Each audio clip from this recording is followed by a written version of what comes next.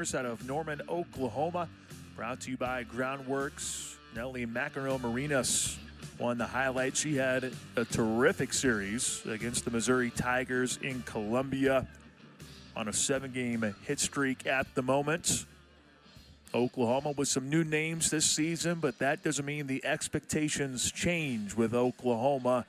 Always one of those top teams in the country, number 2 in the nation coming into the game here today. Oklahoma, what does it say to you, Maddie Espinoza? I mean, it's just a competitive team. They're stars. They work hard. They're strong. They can hit. They can field. They can do it all. And they got a great coach. She knows a thing or two about winning. Patty Gasso, the head coach at Oklahoma. Wichita State set to take the field. There's the starting hurler for Wichita State, Alex Aguilar, brought to you by Reese Nichols. Those are the numbers for Alex, ERA north of 4 at the moment. Most recently played on the road against UTSA, went 2 1/3, scattered 6 hits over those 2 1/3 innings there. 2 runs surrendered, 2 walks, 1 strikeout. Let's see how she fares with one of the toughest lineups to deal with in the country. Defensively for Wichita State, Gabby Scott has been a mainstay behind the dish these last couple of games. Although yesterday with Central Arkansas being here, we got a little taste of Caitlin Beckerly. But it's Gabby Scott who's in the starting lineup once again. Sammy Hood and Taylor Solacek manning the middle. A look at the series history. Oklahoma commands a dominating lead of 56-7. OU 14-3, and Wichita including a shutout last year, 7-0. Oklahoma has already played Wichita State. Took place on February 23rd, and the Sooners ended up getting the W 8-1. It was Sam Landry who went 5 2/3 for Oklahoma. Had 10 strikeouts, just 3 hits generated by the Wichita State offense. Beautiful day for some softball, sellout crowd. Number 2 team in the country in the house. Yeah, as a former player, I would imagine that this is exactly what it's all about. Yes, it is. See, in a game like this, Wichita State is going to come out here and they're going to be hyped. They're going to be amped up because obviously OU is a really well-established team, great athletes. So they bring their level of play up. So I'm excited to see what these two are ready to do. And meanwhile for Oklahoma, 29-1, lost in game 2 in the series in Columbia to Missouri. It's a brand new week for Oklahoma. Can't wait to see what Oklahoma can bring to the table here in the brand new week. Starting things off, Abigail Dayton for OU, and she watches the first one for a called ball. Dayton, the junior, batting average of .321 this season. The one thing you got to get used to in the Oklahoma lineup, good amount of lefties. That was the one thing you said as soon as you saw the lineup. Look at all the lefties, and what does that do when you have a pitcher like Alex Aguilar who is a righty trying to combat that? I mean, I will say Alex Aguilar is pretty well at hitting that inside corner for lefties, which is not always a plan of attack for most people, and that could also be why she's the starter of this game, because she's able to hit that inside and not be afraid to move in a little bit on those hitters. So, I mean, it could go either way. I don't know. Alex has had some pretty good games in her, her repertoire with the really good teams. I mean, those top teams she's pitching against. So here she is again. Dayton in her first year at Oklahoma was at Utah the last couple of years, and she starts things off with a walk. And that is usually how things go for Oklahoma. This is a team that is patient at the plate, a team that is really good at drawing walks, and no surprise, Dayton gets a leadoff walk to start things off. And now we see Nellie McEnroe-Marinas. That one in there for a called strike. McEnroe-Marinas against Mizzou, homered in each game against the Tigers. Lord. She's actually recorded a home run in 5 of the last 7. Runner takes off here in Dayton, but it ends up going foul. So another pitch coming for Nelly McEnroe-Marinas. Redshirt freshman out of the state of Hawaii. Had to redshirt last year after sustaining a season-ending injury in the preseason. But it doesn't seem to be affecting her this year with a batting average of .409. And she is just aggressive. That could also be why she sees so much success, because she's aggressive. She's ready to hit. I mean, she's not afraid. She has confidence in that box. Oklahoma with 60 home runs as a unit this season. She's responsible for 10 of them. Runner was dancing around for a moment, trying to test the arm and awareness of the catcher, Gabby Scott. McEnroe-Marinas, 38 hits in total. Impressive. And she shoots one to right. And the ball then gets bobbled by Lucas, and that allows an extra bag to be claimed by McEnroe-Marinas. And Oklahoma already off and running here in the first inning with a couple of runners on the bags. Yeah, just a good hit, good solid hit, and then you got a bobble, and Oklahoma is going to capitalize. They're a great team, good athletes. They're well aware of their strong suits. Well, the one thing you mentioned, Wichita State is going to be amped up, but sometimes that can result in maybe some misplays defensively. For sure. Sometimes you get a little too amped up and you're not able to calm yourself down. You put a little bit too much pressure on yourself. So, you know, it could go one or both ways. Cassidy Pickering batting third for Oklahoma today, the left fielder. Sophomore out of Humboldt, Texas, has 2 runners in scoring position and a 2-0 count in her favor. Made an immediate impact as a true freshman in 2024, earning an everyday role, playing the outfield, anchored the heart of the Sooner order, appeared in all 66 games, slash line of .389, .513, and .705. Ranked 3rd on the club in on-base percentage. And that's the thing with Oklahoma, even though names might be different, you're not used to the big ones that hang around for 4 years. Well, you do have players like this who are freshmen or in their sophomore campaigns, and you just look at them and go, oh, they still have a couple more years to go before they get to their moment where they're a 4th-year player. And they're already producing at such a young age. That's what makes it dangerous for so many teams out there in the country. Yes. They're only able to grow over the years, especially with their coaching. I mean, they're getting great athletes recruited in, and then they're able to just build them and continue to build them. 3-0 count. She got the green light, but Pickering ends up fouling it off. You have 3 sophomores in the starting lineup for Oklahoma today. 2 freshmen, 3 juniors, starting pitcher is a junior, and you have 1 senior. Yeah. Doesn't have much of the older girls, a good variety. They're all just athletic. Cassidy Pickering works a walk, and now the bases are juiced for the cleanup hitter and Gabby Garcia. Mentioned the amount of freshmen in the lineup. Well, here's one of them from Chandler, Arizona. Gabby Garcia.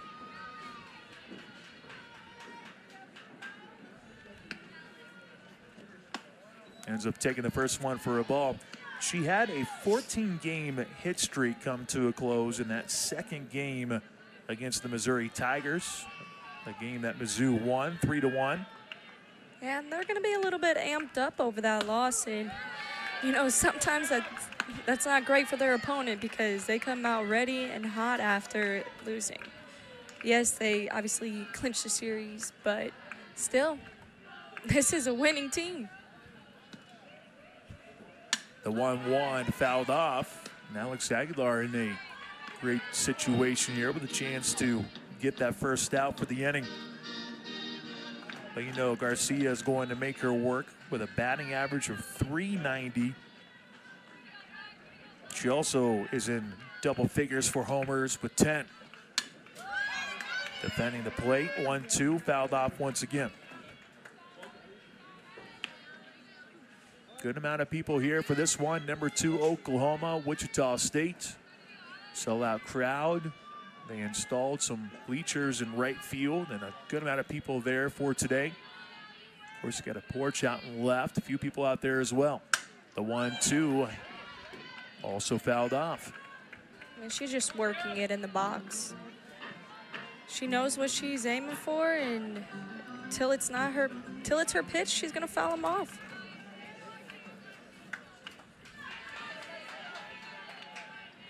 Patience, name of the game for Oklahoma. The 1-2 ends up getting by the first baseman for a hit. That scores our first run for the game. Gabby Garcia comes through with an RBI single as Oklahoma draws first blood.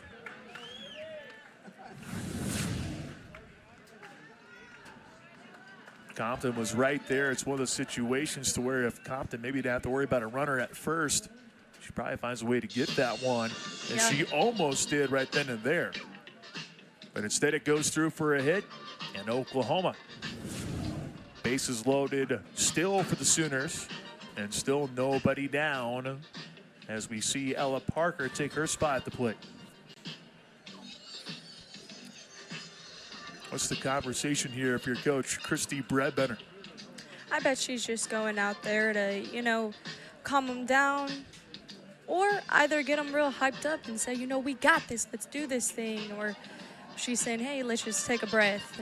It could be either one, and, you know, seems like she's pretty supportive. Well, yesterday, Wichita State played Central Arkansas. Ended up getting a win 6-1. Shockers had to use 2 pitchers in that game. Started off with Riley Neihart, who then took a hit off the shin. Yeah, that thing just ricocheted. And then you have Ava Sliger, who took her spot, went 4 1/3 in relief and did quite well. But it's Alex Aguilar, the junior, getting the start today for Wichita State. And going after the first pitch was Parker, and Aguilar blows it by her. Ella Parker, .436 for her batting average. Wow. What's even crazier, her batting average in the first 19 games was .574. Chance for 2 instead. They'll take 1. That does score the second Oklahoma run, however. Ella Parker does just enough to make it 2-0 OU. Man, and she hit that ball so hard. You see a little bit of a flinch from Solacek, and I mean, it scores a run, but wow, that was hit hard. Sydney Sanders, first baseman, looking to keep things rolling for Oklahoma with 2 runners in scoring position. Free base over at first base now for the senior. Watches the first one for a ball. Sanders, a season ago, 242, 451, 637 for the slash line. She was third on the team with 15 home runs, drove in 50 runs in total. This one too tall, it's 2-0. Started off at Arizona State, was a first-team All-American as a freshman, and then ended up in Norman, where she has just continued to produce.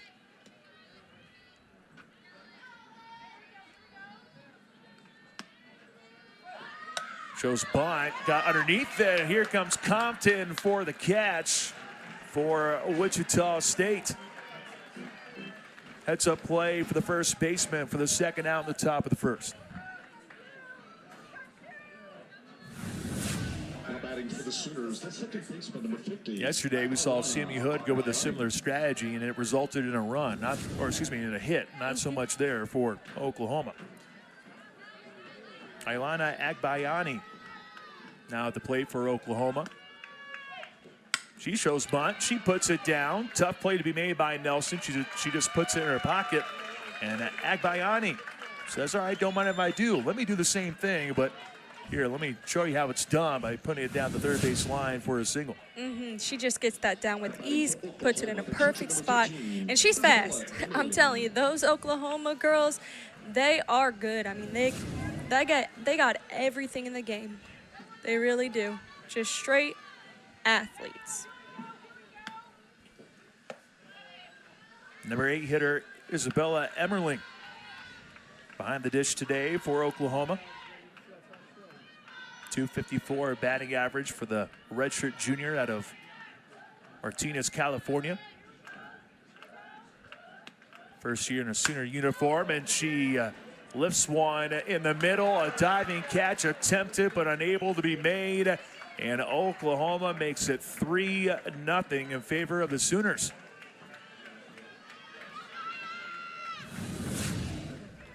Good efforts by Sammy Hood. Just sometimes when you hit the ground, it just hits right out of your glove, and good effort just wasn't there.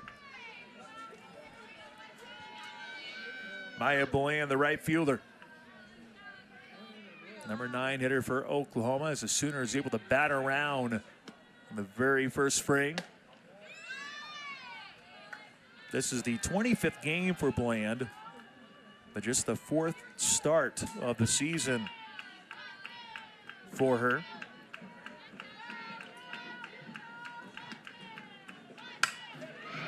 She goes to the right side and eats it by a Wichita State defender, and Bland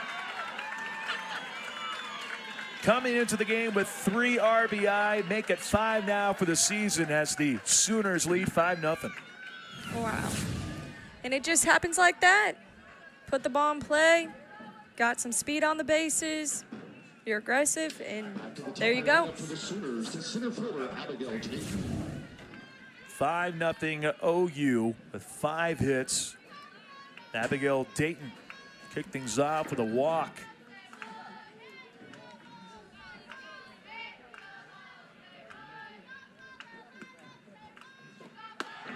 Takes the pitch, throw to second on the attempted stolen bag, and Bland is able to reach safely.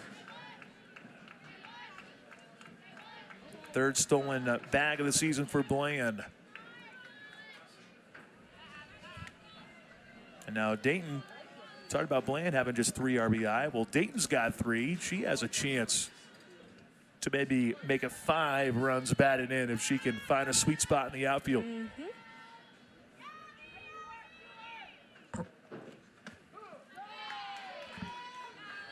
Alex Aguilar trying to close things out. 0-2 count now.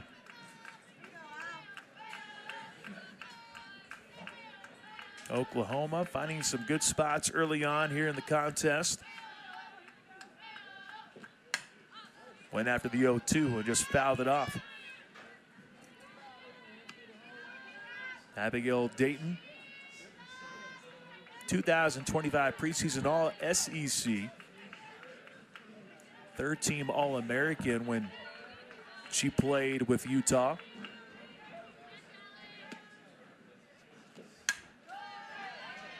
Just hanging in there, just protecting the plate, staying at 0-2.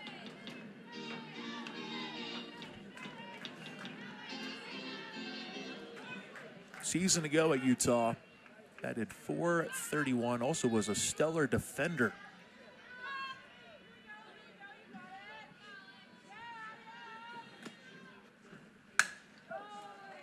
No 2 ends up hooking foul. And we'll see another pitch here.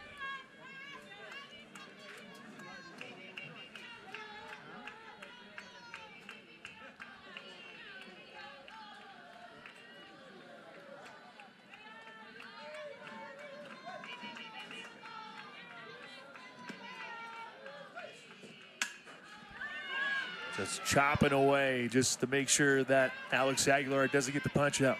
She just keeps shortening up her swing. She's doing what she needs to do, fouling off until she gets the pitch she wants. So composed.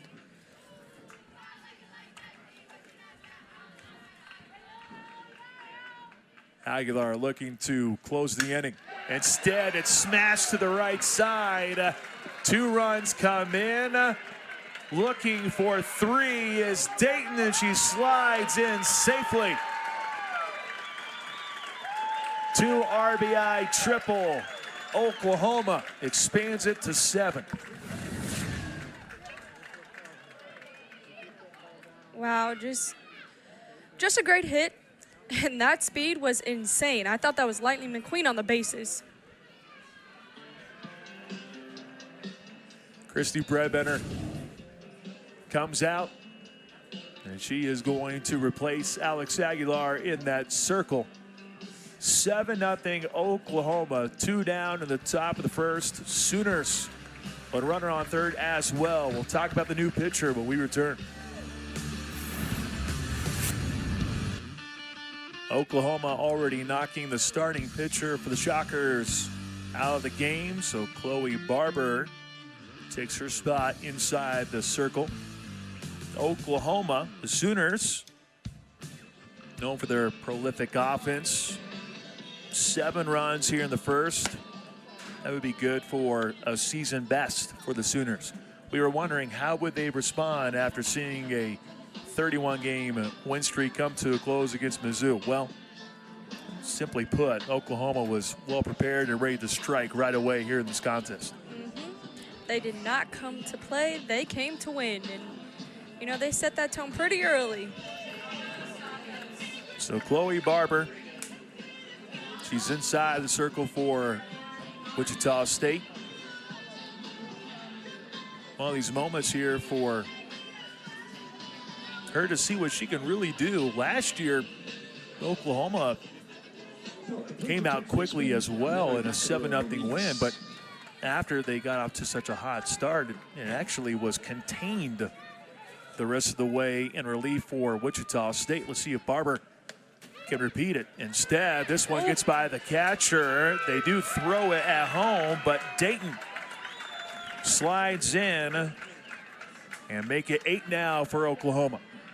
Yeah, like I told you, I thought that was Lightning McQueen on the bases because she's fast.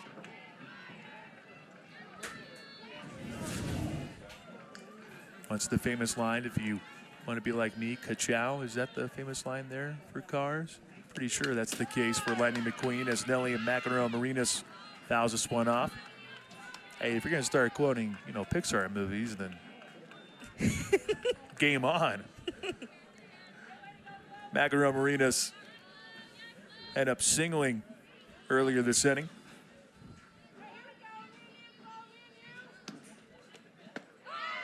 Barber switching it up, and McEnroe Marina swings through it. It's 1-2.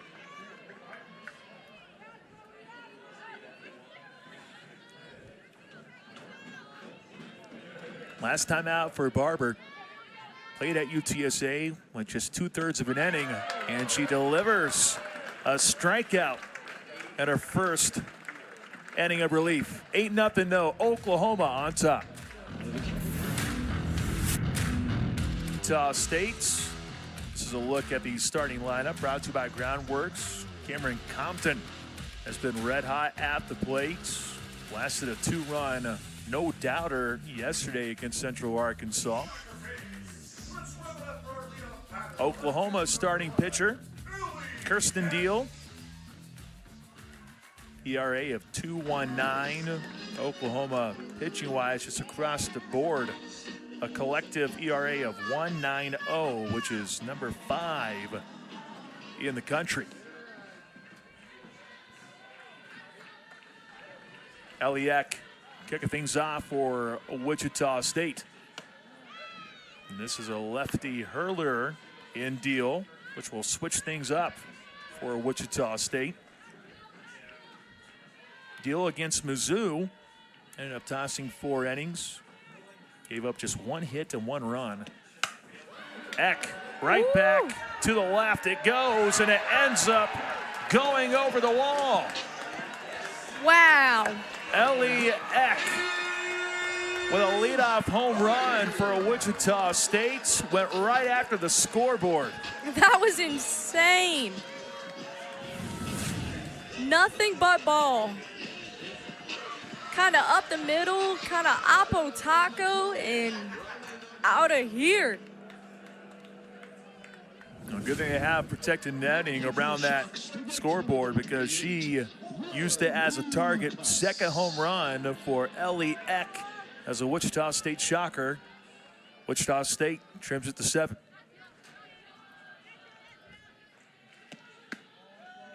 Heck of a way to start for Wichita State. You give up 8 in the top half, and your first hitter goes yard. That's awesome.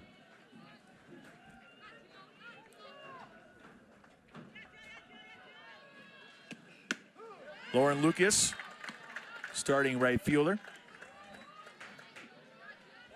extended her hitting streak to 12 games with a hit yesterday for WSU in that 6-1 win over Central Arkansas. It was an RBI double for her in that 5-run win.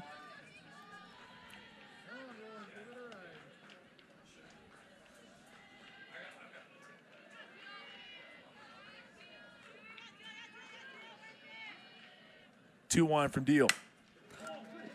Slapped over the short, and a good play made by Garcia. 1 down. Yeah, not a bad hit right there. We heard Garcia's name at short. Here's the rest of the defense for Oklahoma.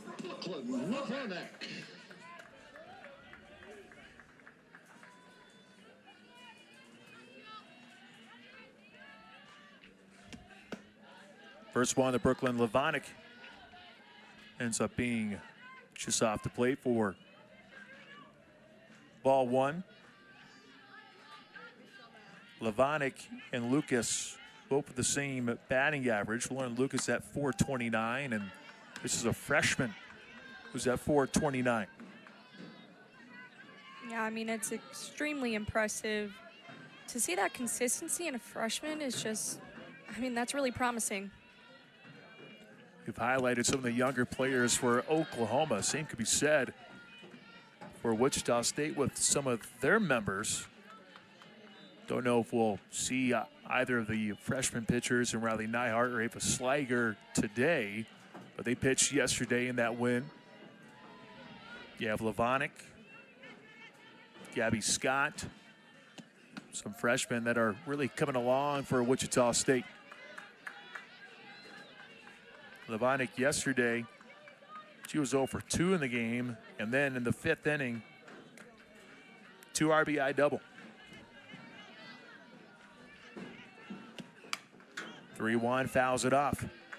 Full count now.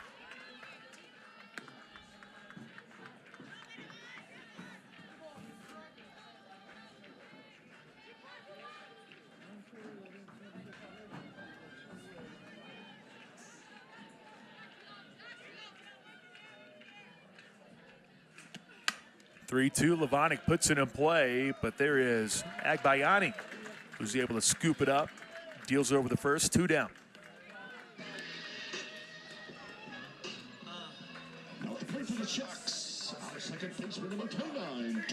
Last time these two teams played, this was the final score, 8-1, and we've already reached it in the first frame. I know that following this game, there'll be some post-game fireworks, but we're already seeing plenty of them already here in this contest as Taylor Selajic takes the first one for a ball.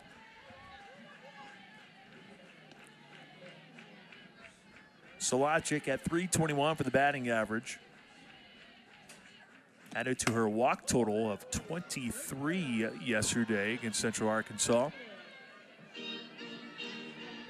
A little ways to go, though, to catch up with some of the players for Oklahoma. They have 3 players over 23 walks, including Pickering with 31 on the season already at this point. Wow. Deal just lost the touch on that one. It happens. Is it nothing but a thing? Deal 6-0 this year, 2.19 ERA. 28 Ks to 17 walks.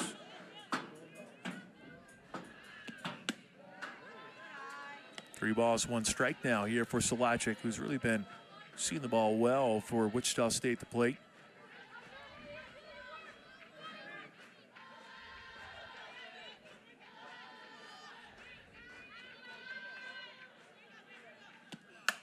Ooh. 3-1, hammered one to left field, and that one's gone.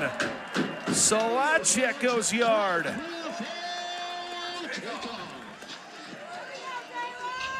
Six home run for Taylor Solachik, and Wichita State gets 2 runs in the bottom half of the first via the long ball. I mean, that's just insane. Both of their hits are home runs. I mean, OU, the Sooners, they have an amazing offense, but I will say, Wichita State, they do as well. If Kirsten Deal, who came into the game giving up just 3 home runs all season, 2 here in the first inning alone, and Cam Compton, well, she's the one who's primarily been hitting the long ball. Just take a look at those numbers. Of course, the bottom one, 5 homers in the last 6 games. End up having a 2-run blast yesterday for Wichita State in the win against Central Arkansas. I mean, it's her time to shine. She's had a few injuries and, you know, redshirted and everything, and now she's ready. I mean, 5 home runs in the last 6 games. That's an amazing stat. Compton gets underneath it. Should be an easy play for Dayton, and it is. But Wichita State does get 2 on the board via the power. 8-2 Oklahoma through 1.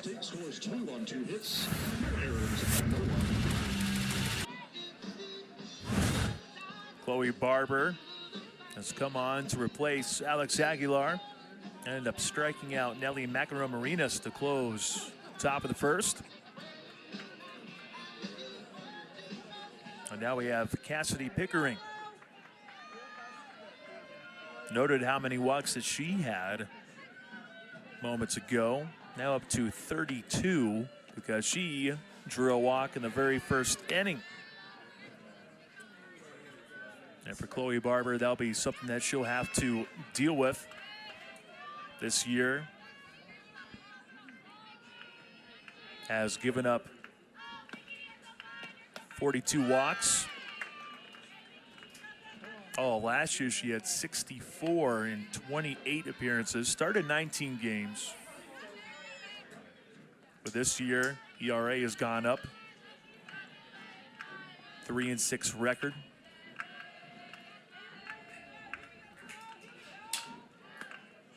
(2-0) from Barber.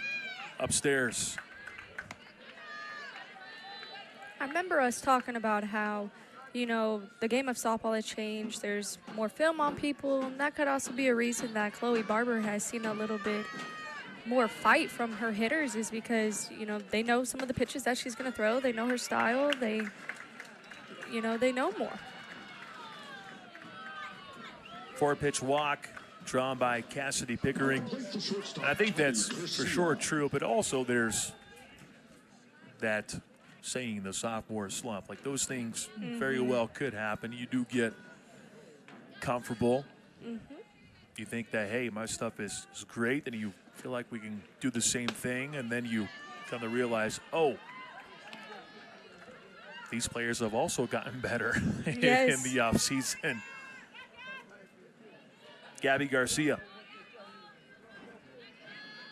RBI single in the first for Oklahoma.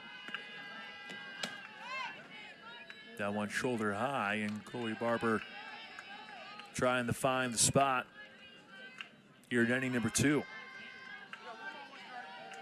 Yeah, Chloe Barber right here just needs to find the zone. And once she does, you know, it could be a completely different story. She just needs to find that.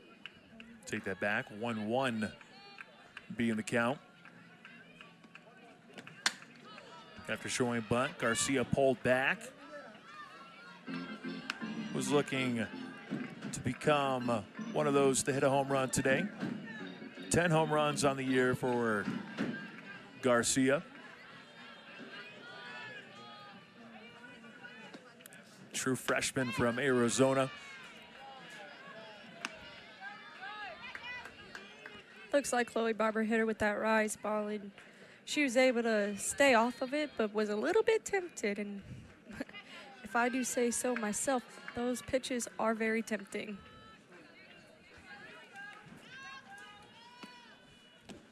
Two, hit hard to left, and back it goes, and off the scoreboard. Gabby Garcia, homer number 11 on the year, is worth 2, and Oklahoma has a 10 spot on the board in the second.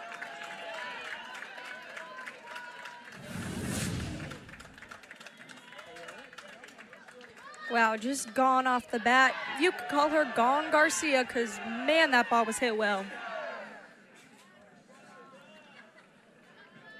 Now to play for Oklahoma, the designated player, Ella Parker. That Oppo power. Yep. We've seen a lot of that today. 3 home runs now in the game, 2 for Wichita State. First one for Oklahoma. Ella Parker would like to keep it rolling for OU. When you look at these 2 programs over the years, it has been bombs away for Wichita State and Oklahoma. Sooners now up to 61 for 2025. Had 122 a season ago.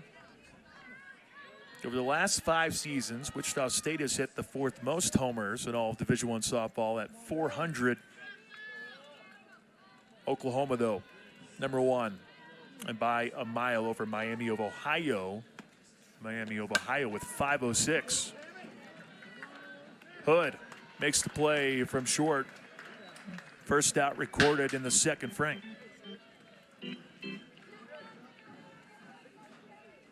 Of course, the others on that list, too. You have Georgia being at number 3. Shockers are there at 4. Virginia Tech at 5.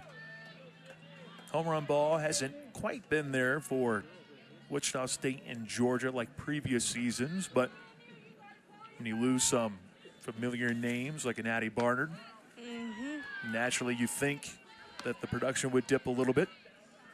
Sydney Sanders, well, she's used to hitting home runs, 51 in her career. Ranks 6th among all active Division I softball players.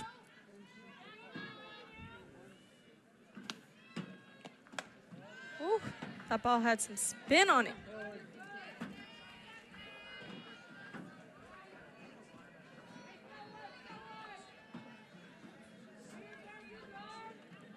Sanders last year with 15 home runs. They're on the team, but also drew walks at a high rate, 43. Oh. This one would have been long gone had it stayed fair, but instead of hooks just to the left. She'll have to try back and try to do it all over again. But we're starting to hear the pop now. Talking about those fireworks. You got those fireworks coming off them bats. They are passing that bat.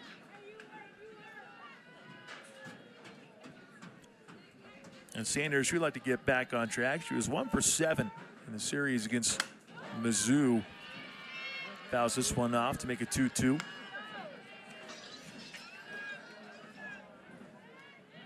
But as good as Sanders has been with homers, the walk game has been great too. 4th in Division I with career walks with 140. Wow. Downstairs, and here she is working it back to a 3-2 count.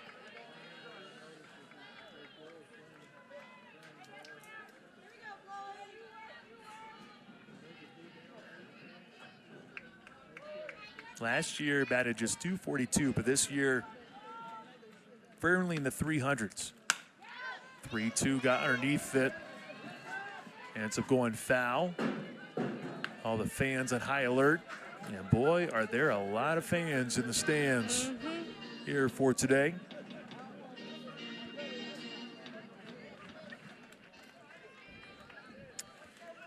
Yeah, it's looking pretty packed out there.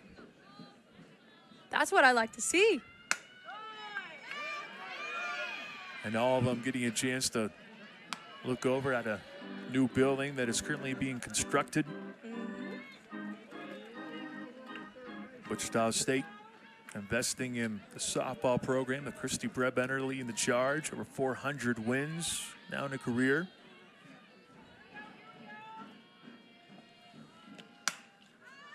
(3-2). This one stays in. Scott dancing around and ends up coming up with a grab.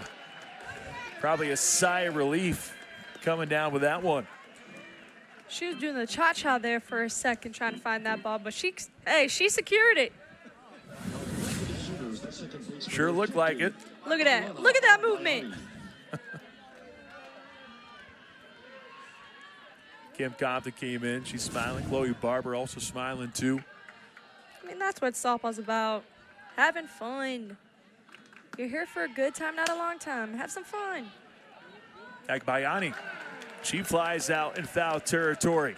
And that ends up closing the inning. However, 2-run homer for Gabby Garcia makes it 10-2 OU. Starting in the contest. A couple of solo shots for Wichita State. Shocker surrendered 8 runs at the top of the first, but battled back to see if they can try to match the 2 spot put on the board by Oklahoma in this ring.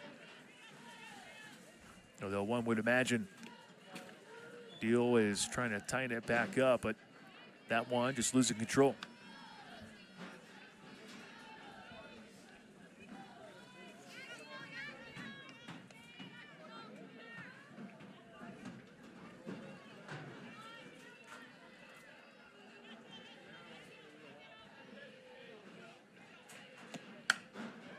The 1-0 ends up being sent right by the shortstop Garcia, and Epperson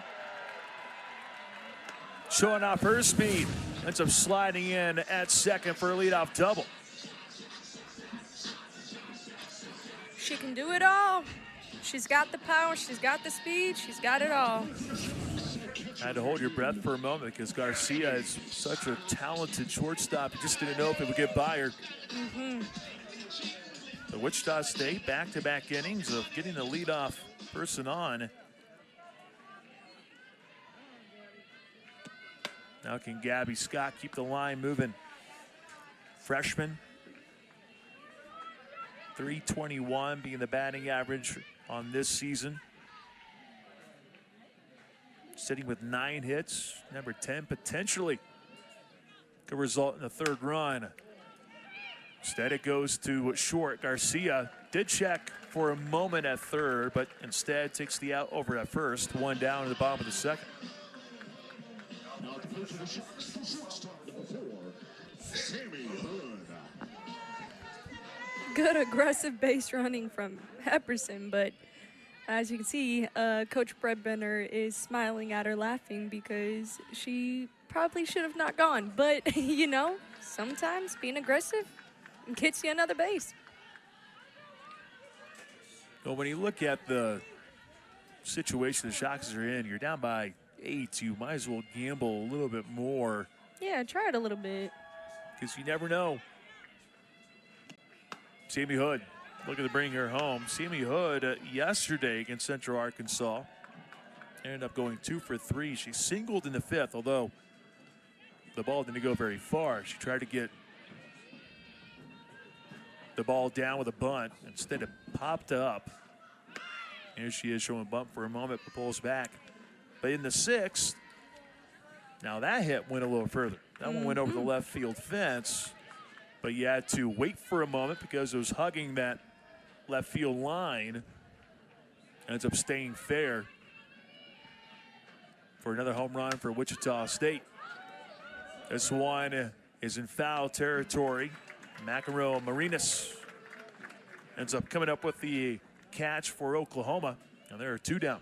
Now at the plate for Wichita State, the third baseman, number 21, Kristen Nelson.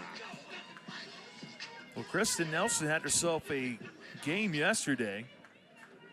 She got on the bags all 3 times as she went to the plate. Singled in the 3rd, and then she had back-to-back walks, one in the 5th and one in the 6th.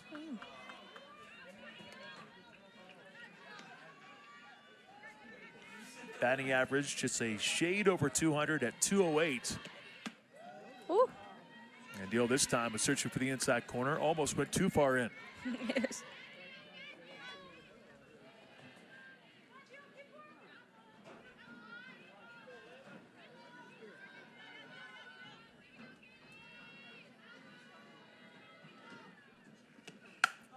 Nelson to right, ends up going for a hit, and Wichita State gets run number 3 on the board. It's Kristen Nelson who brings home Jody Epperson to make it 10-3. Simple hitting for Kristen Nelson. Her 5th RBI on the season. She gets the job done.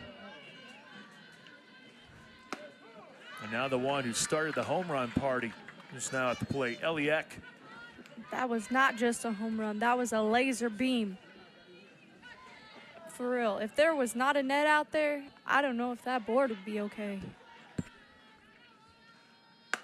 Eck, hard hit ball down the first base line, but a little bit too far to the right, however. Goes as a foul ball. 2 really powerful swings from Eliek. Yeah, she came out guns blazing today.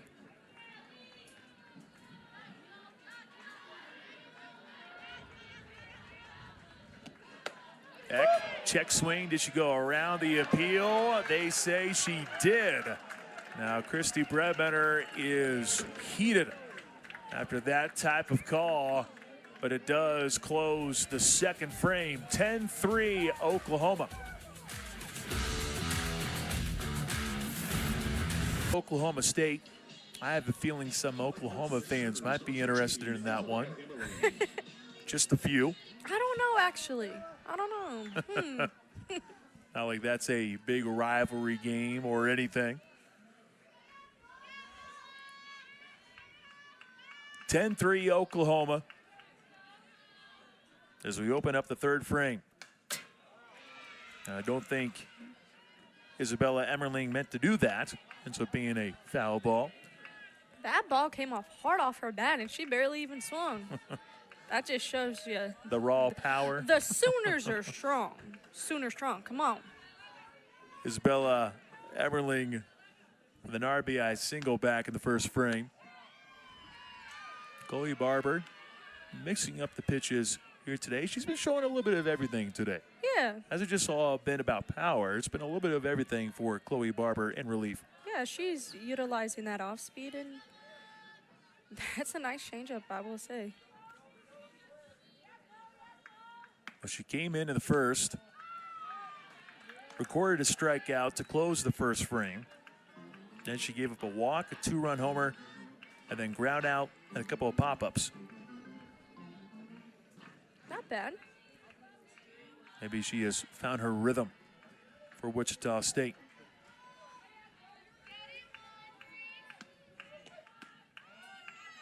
Emmerling thought about it for a moment. Instead, she'll take a 3-1 count.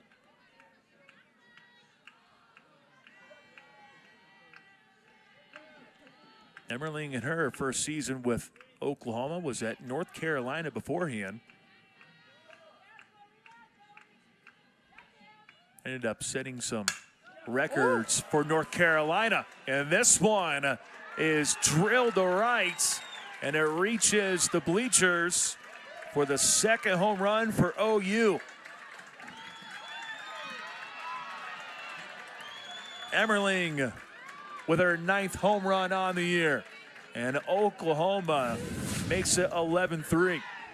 Yep, just straight power. And I wonder if that dude caught it. Oh, he almost did. ball was hit too hard. We all can't be Matty Espinosas. We all can't catch those. I don't know about that.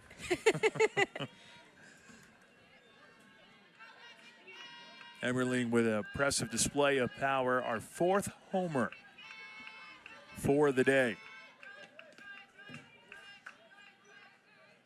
Maya Bland, 2 RBI hit back in the first.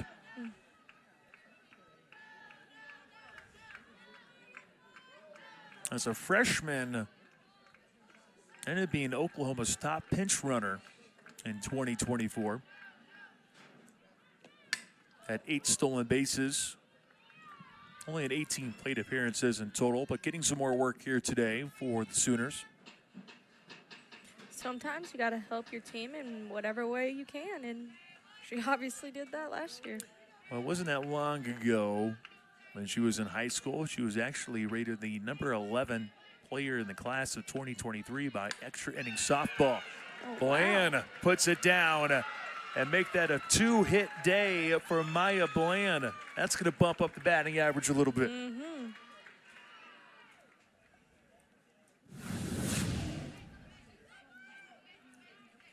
Just a nice fun. I mean, set perfectly. And the thing with that's, troubling about the Sooners is, they can hit bombs and they can bunt and they can steal, and you never know what to expect. They always keep defenses on their toes. This one gets away from Barber, and that's an easy advance for Bland. Last year, Bland had 5 hits in total with 4 RBI. From this game, now it's up to 4 hits, and she has 5 runs batted in. So she's already surpassed the number from last year in the RBI department. And getting close, matching what happened last season at the plate for her. Nice confidence booster for her. Don't think Abigail Dayton needs a confidence booster, but maybe this will help. No. Instead, it's a catch for Eck. You saw the speed from Bland tagging up and reaching third, but Dayton there for a moment sure looked like that would be the 3rd home run for Oklahoma. Yeah, I was shaking in my boots. I didn't know whether it was going to go over or she was going to catch it, and barely stayed in. Good catch by Eck. And Dayton only has 1 home run on the year, so a lot of power coming from her in the leadoff spot, but that one almost had the distance. Instead, it's the first out of the 3rd. Ellie McEnroe-Marinas. She has shown that she can hit the long ball with a home run in 5 of the last 7. With a single back at the first, she has extended her hit streak up to 8 now. First time she faced Chloe Barber, actually struck out. See how she handles the pitcher second time here. Gabby Scott with a good block to make sure it didn't sneak by. Yeah, you really got to be a brick house with the Sooners on those bases, because they are beauty, they are grace, and they will steal that base. So don't mess with them.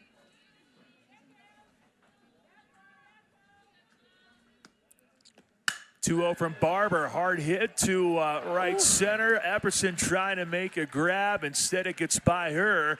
Now we see the wheels of McEnroe-Marinas, who ends up reaching third base, brings in another Sooner run. Something that's wild to me is that the Sooners, they really do have that power, but even the girls that you think are going to be kind of on the slower side or anything, man, they are fast. Like, she is a power hitter, and she still got that speed. Just shows you the real athleticism that, OU has. And that's maybe the misrepresentation of Oklahoma over the years. You're so used to the bombs and the amount of home runs. Then you look at this year's team, you do see the speed, and not like they're doing poorly in the home run category, because they have over 60 home runs on the year, so they're not doing terribly. But you see the speed, you see the patience at the plate with their walking ability. And even this year, they're 29-1 But keep in mind, they've had to rally in a handful of games. Oklahoma has 11 comeback victories this season, one of 13 teams in the country to have double-digit comeback victories. Now, at this moment, not having to worry about that. But it's been different for Oklahoma. But as we mentioned, just because the normal names that you're used to have graduated doesn't mean that there's a huge drop-off for Oklahoma. I mean, heck, when you win 4 consecutive national championships. Yeah. Had a lot of players go through that program, and every year it was great. And so many people thinking, well, is this the year Oklahoma doesn't get it done? Well, spoiler alert, not the case. This one hammered to the left, and that is a no-doubter.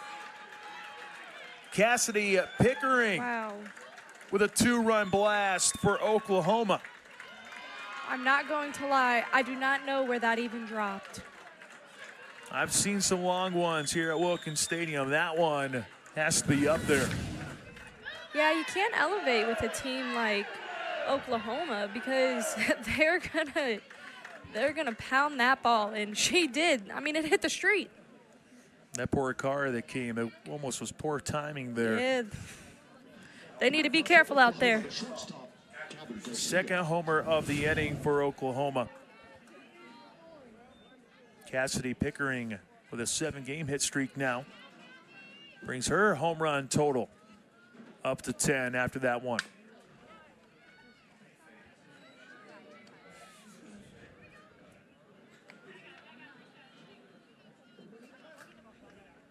(14-3) Oklahoma. Gabby Garcia. She's the one that had a 2-run blast in the second frame to get the home run derby started for Oklahoma. 2 for 2 with 3 runs batted in. She's just been super impressive. Already named SEC Player of the Week just a couple of days ago. And you want to know how good she has it. She became the first Oklahoma freshman since Jocelyn Allo in 2018 to homer in 5 consecutive games. Wow. If your name is associated with her, is that a good thing? I think it would be. I think so. One of the best players I've ever seen. 2 balls, 2 strikes to Gabby Garcia.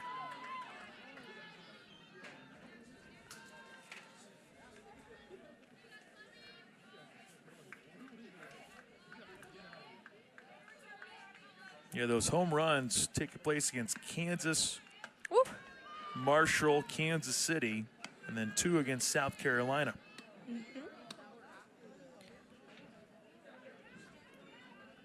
Just an impressive offense. I don't even know what to say because they're just impressive. They got it like that. I don't know. Well, I do know. I think we all know. 3-2 opposite field, but there is Eck to haul it in for the second out.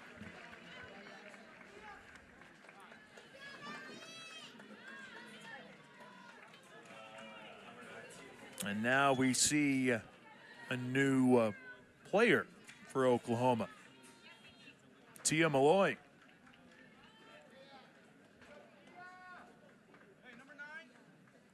She's taken the spot for Ella Parker, who was the designated player. Number 9, Tia Malloy. With that being a 14-3 advantage, Coach Gasso trying to work in some more players. Malloy, another true freshman. Gee, have we said that a time or two before? Maybe. Just a few. Her dad actually played football at Washington, spent 15 seasons in the NFL. Lord. And she ends up swinging and missing here. Her dad played with the New England Patriots, won a Super Bowl. Oh. Wow. Her sister Amira played softball at Washington. Sister Kiki played softball at Tennessee. But here she is going down, swinging to close the third. However, 2 more long balls for Oklahoma makes it 14-3 OU. State on the 9th, and shortly after is when Wichita State will take on Oklahoma State. But for coach Christy Bredbender, she has never been shy when it comes to scheduling tough competition.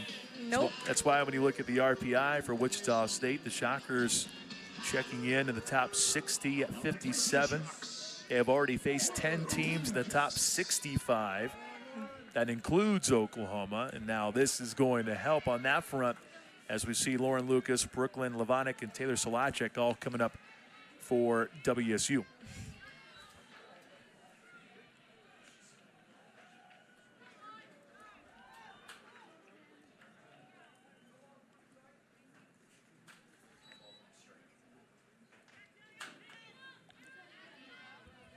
We have Sydney Barker in the game for Oklahoma. She's over at first base right now for Oklahoma. And we also have a change in center field as Hannah Kaur replaces Dayton. So Oklahoma mixing in some different players here. Lucas fouls it off. 12-game hit streak for Lauren Lucas. Ended up extending it yesterday in the 5th with that RBI double.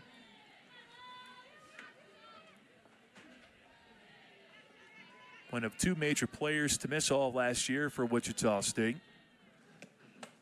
due to injury, her and Cameron Compton. As you can tell, they're both already having a year. Lauren Lucas leading the charge with 39 hits on this season.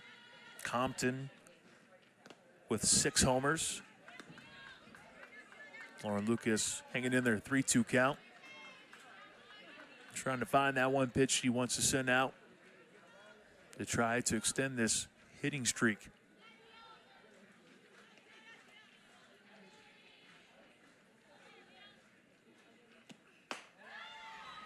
Well, not quite a hit, but she chooses to take a walk instead. First walk given up by Oklahoma's Kirsten Deal.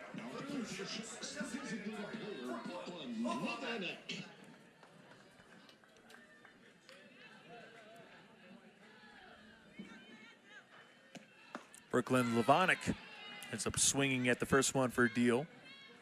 Can't catch up to it.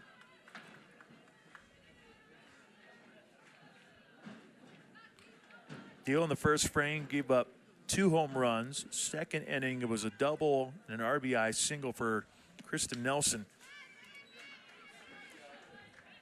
At least for Wichita State, Oklahoma with 14 runs on the board, but they've at least been able to get some offense in the bottom half of each inning so far. Also been able to get the leadoff person on. He had Eliak, who started things off with a home run off the scoreboard. This one gets by the catcher, and sprinting over the second is Lauren Lucas. And then last inning, you had Jody Epperson with that double. Lauren Lucas getting on with a walk. So at least Wichita State trying. Yeah, Wichita State is, I mean, they're producing offensively. It's just Oklahoma, they can hit, and they can get on, and they're fast, and they're aggressive. So, you know, sometimes it's a little bit hard to combat. Last double-digit run game for Oklahoma was against number 15 Arkansas to wrap up the series. The high for the year for Oklahoma for runs on the board being 17 against Kansas City. Only 3 shy of that today. Earlier this month. 17-1 being the final score in 5 innings.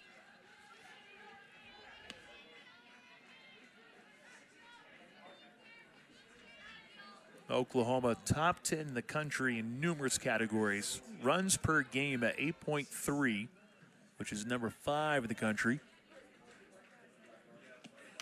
On base percentage, collectively .469, which is good for 4th. Slugging percentage at .650 for 5th. And then ERA-wise, already noted that before, but .190, which is good for 5th in the country. Rarely is there a weak spot for Oklahoma. Levonic just puts it in play. That advances Lauren Lucas. But Brooklyn Levonic goes down via the ground out. First out in the bottom of the 3rd.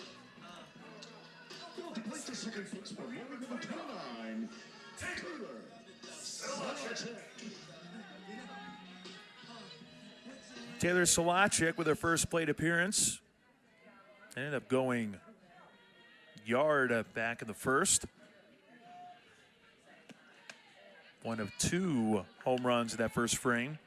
Start things off for Wichita State's offense.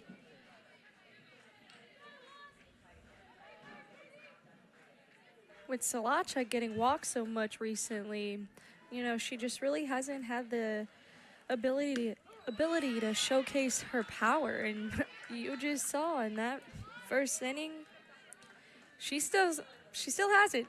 Just, you know, hasn't been able to show it as much.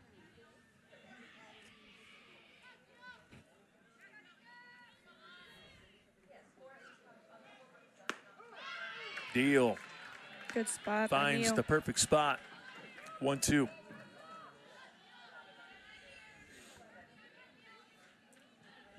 Well, Deal last year, she earned a role in Oklahoma's weekend rotation in her 2nd season. Ended up being an all Big 12 at 2nd team. Here's a shot to straightaway center for Solacek. And she drives in her 2nd run for today. 14-4, Oklahoma on top of Solacek with a couple of ribbies. Yeah, that was nice. Right up the middle.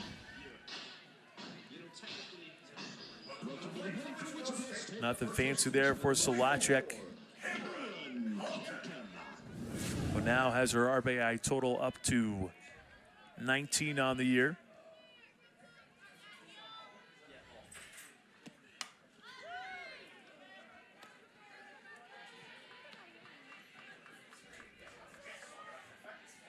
Solacek was unable to come up with an RBI yesterday against Central Arkansas, but she's been able to drive in a run in 4 of the last 5 contests for Wichita State. Maybe another player that's getting hot at the plate for WSU. Oh. Compton ends up fouling it off.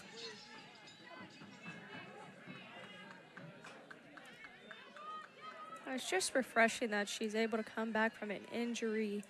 You know, she didn't play every game at the beginning of this season, and now she is, and she came ready, and she's doing so well, and that's what you like to see. Sometimes coming back from injuries are really difficult, and, you know, obviously she took it head on, and she's doing her thing now. It's really cool.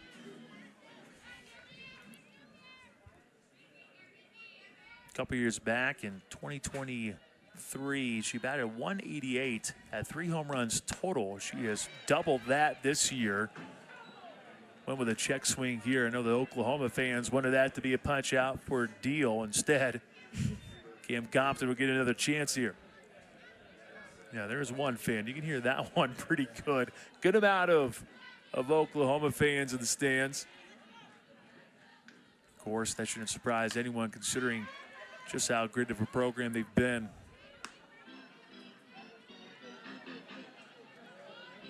And everyone wondered what it would have been like for them going over to the SEC. Well, here this year, with 1 conference loss, they won in the SEC so far at this point. 1-2, Oh. Compton waited on it, and she smashes one. My God. Cam Compton. She is on fire. A missile for Compton, her 7th home run, the 6th one in the last handful of games. Somebody needs to hose her down. Come on, she's on fire.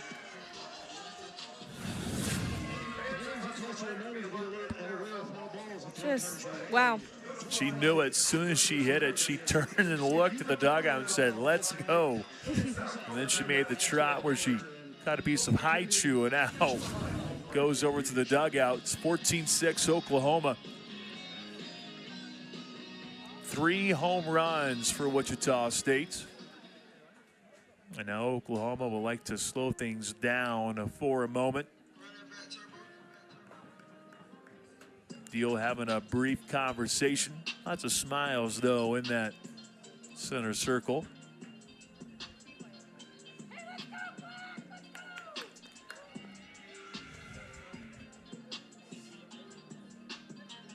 A little one-on-one conversation, wanting to separate the rest of the group from her. Looks like we do have someone coming in, but we don't know if that's actually for a new pitcher.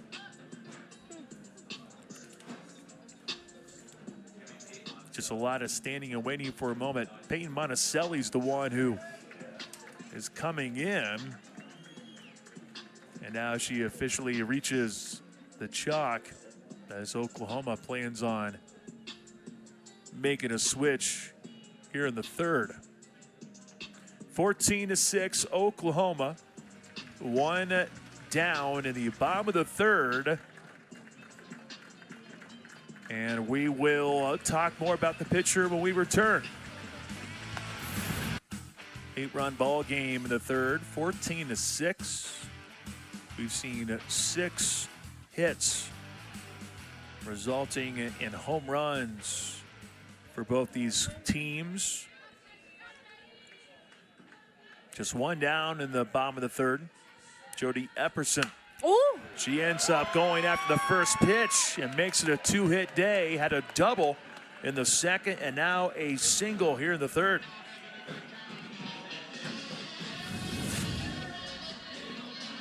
Well, new pitcher. Why not be aggressive on the very first pitch that you see? Why not? And they've got the momentum on their side right now. You see that Wichita State dugout getting hyped as can be. And you know, they're trying to change how this game ends right now. This one inside from Monticelli as Gabby Scott takes her turn. This year, 1.87 ERA. This is appearance number 11 for Monticelli. Does this one stay in? It does not. 15 innings of work for the junior. Started her career at Wisconsin in the Big Ten. Ends up winding up in Oklahoma. Quickly was a weapon out of the bullpen for the Sooners. Had an ERA of 1.09 while making 18 appearances, just 1 start.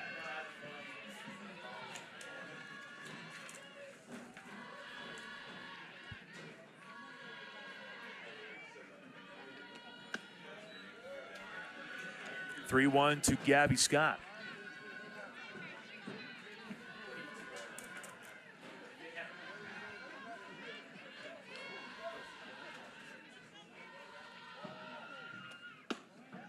And Gabby Scott ends up working a walk. Might be honored someone saying that the momentum on the side for Wichita State. Shockers not going down without a fight. You had 8 runs for Oklahoma in the top of the first. The Shockers responded with 2. Second frame, 2 for Oklahoma, 1 for Wichita State in the second, and now here in the third, you surrender 4, but you come right back with 3 on the board.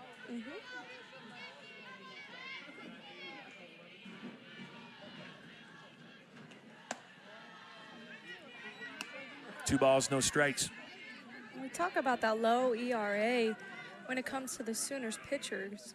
And, I mean, for Wichita State to be able to put up 6 against this very talented program, and their pitching staff is stacked. I mean, it's really impressive. Well, if you look at the overall body of work for Oklahoma this year, You have 6 runs for the Shockers. Oklahoma gave up 7 and a 10-7 win against Arkansas back on March 16. And then you have back-to-back 10-9 wins against nationally ranked South Carolina. The 9 runs surrendered being the most all season. And then you have earlier in the year an 11-6 win against San Diego State, and that was a 9-inning game.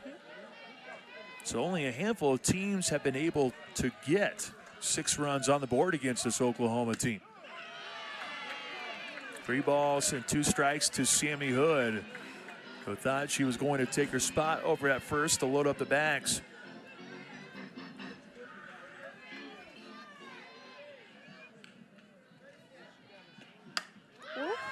Sammy Hood fouls it off.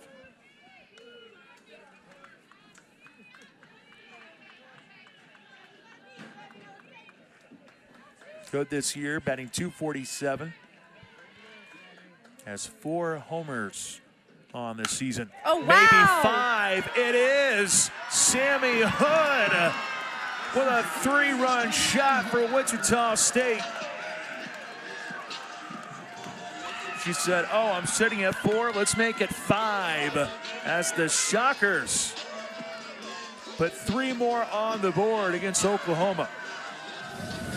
As soon as she hit that, you just knew it was gone. I mean, there's not really been any questions about any of the home runs today. I mean, it's been going, gone. I don't even know. I don't even know what to say, but, I mean, we're definitely seeing some great hits today.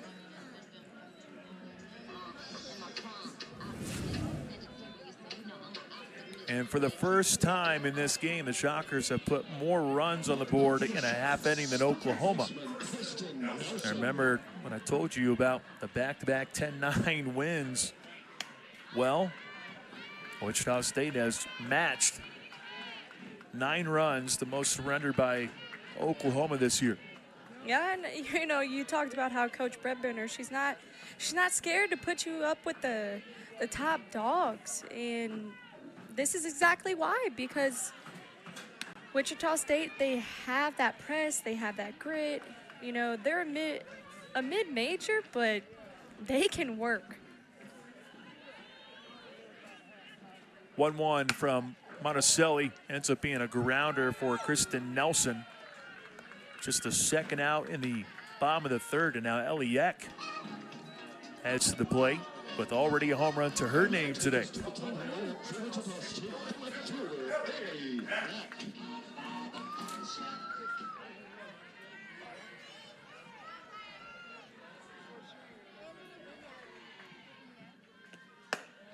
Well, for Wichita State, Christy Bredbender coming off a series win against UTSA. They've won 5 games in the last 7. And then got a win yesterday against Central Arkansas to make it 6 in a 6-1 win. But I know, talking to Coach Bredbender, she was looking to see that competitive spirit against Oklahoma. There's no doubt her team's been able to bring that here today. Wichita State started conference play 0-4. First time since 2012 for Wichita State. But they have started to figure some things out here in the last couple of weeks. And this, win or lose, I think you're going to take a look back at it and go, hey, we can draw some positives out of this game. For sure. 3-1 to Eck, ends up swinging 3-2. They've also got some young players, as we've mentioned before, but, you know, with that, you have to gain experience, you have to get, you know, used to each other, build that chemistry, and Monticelli blows one by Eck. She strikes out, but 6 runs for the Shockers in the bottom of the 3rd, 14-9 Oklahoma.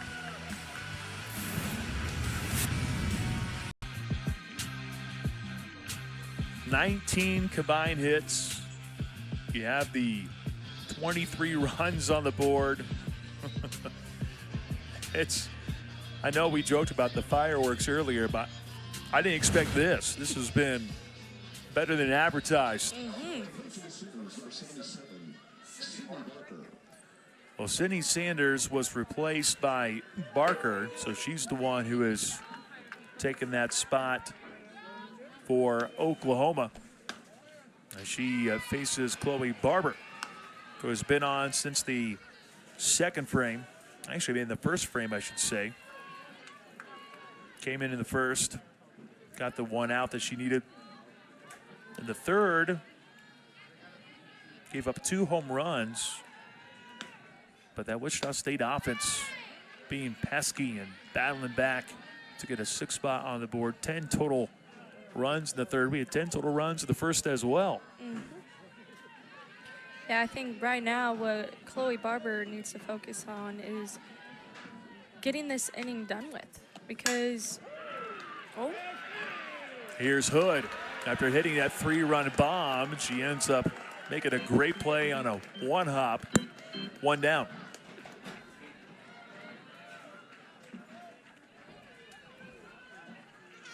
Now at the plate, Alana Agbayani. Agbayani now to the plate. She is 1 for 2 today, singled back in the first.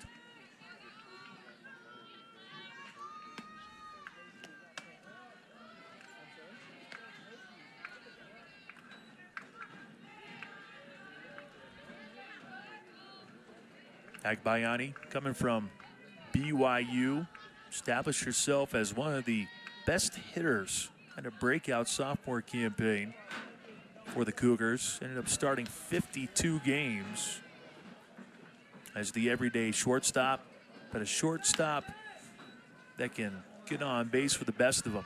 .424 being the batting average. 1.128 OPS.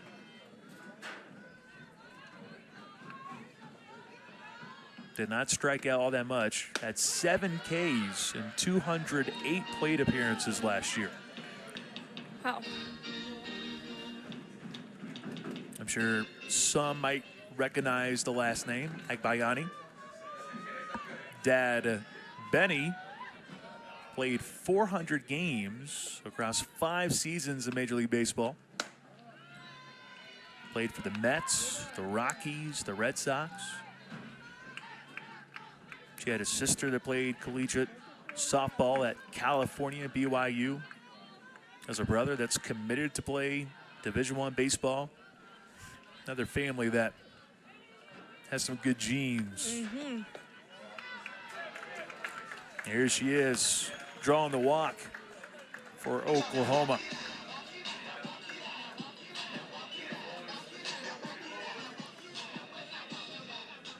Fourth walk drawn by Oklahoma. Now to plate the catcher, number 13, Isabella Emmerling.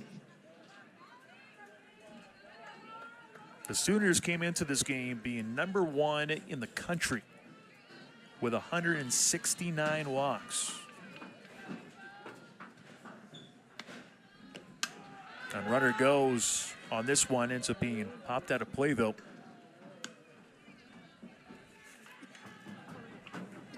I don't know if it's because pitchers are trying not to give them anything that they can hit because they hit so hard, or if it's because OU is simply just, they're calm in the box.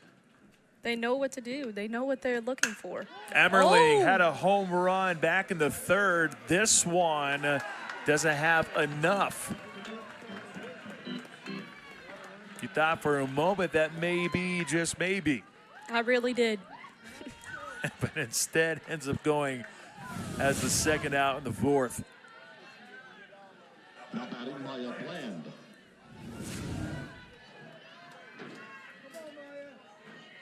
Oh, so many impressive performances in this one. I don't know how we're going to choose a player of the game. I don't know how we're going to choose a play of the game.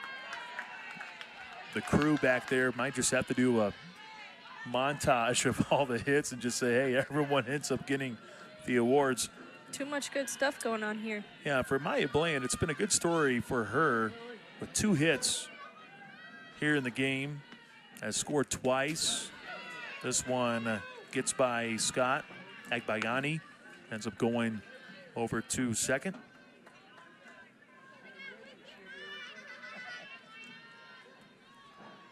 But Bland entered the game with a batting average of 118, making her 4th start. Now has 5 RBI and now has 4 hits.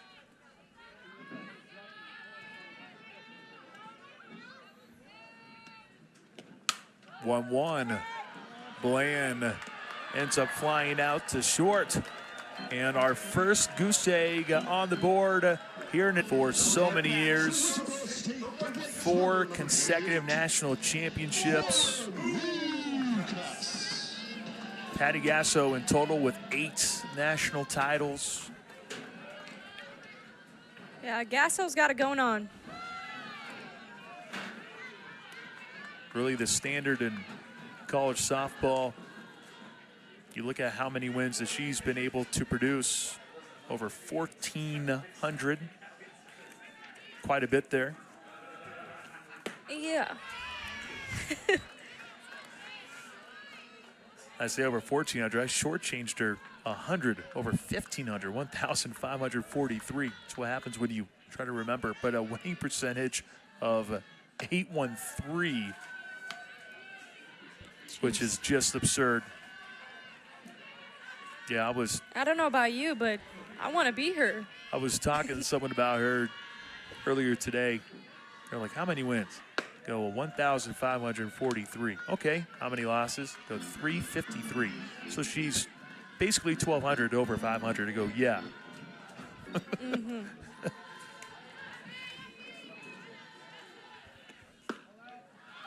Well, here's Wichita State not giving up. They batted around in the 3rd, and Lauren Lucas ends up kicking off the bottom of the 4th with a leadoff walk.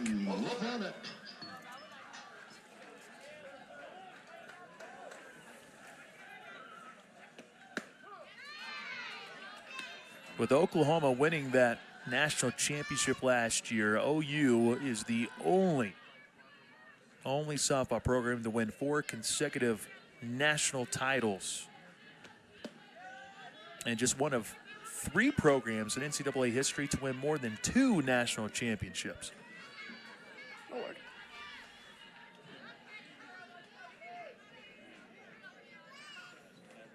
I mean, they're superb.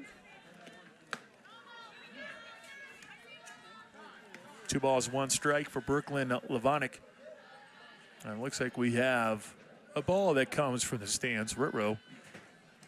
Looks like we had a kid playing with the ball there for a moment. By the way, lots of people here in attendance. It's actually a record breaker for Wichita State. 1,245 people in attendance. The previous largest crowd was 1,115. That was number 12 LSU. That was on March 16, 2017. But here you are with over 1,200 fans in the stands.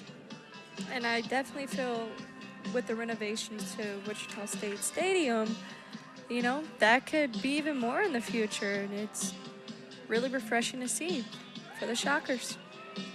Well, you have a commitment. Christy Bredbender has done a tremendous job of building this program. Now you're seeing the backing in many, many ways. Of course, the fan support is the easiest thing to see. But whenever you look at that gigantic building to our left, still under construction. But I got to say, it wasn't that long ago when they had North Texas as Levonick is able to draw another walk. That's back-to-back to open up the 4th here for Wichita State. But it wasn't that long ago. You and I were here. North Texas was in town. And I didn't think that was that far along. Mm-hmm. And now you see it just maybe a week or 2 later, and all of a sudden, oh, hey, something's really coming together, something really, really special here on the campus at Wichita State University. We're set to see our 3rd Oklahoma pitcher. It's 14-9 Oklahoma. Bottom of the fourth, nobody down. The Shockers with 2 on. We'll tell you about the new hurler when we come back. Whole season for Oklahoma. This is her 15th appearance on the year. An ERA of 104. Just 9 earned runs surrendered over 60 and a third innings. Yeah, that's insane. Much respect for her. Kirsten Deal started this game for Oklahoma. Peyton Monticelli followed, but after dealing back-to-back walks, now we see Sam Landry, who has already faced Wichita State once this season.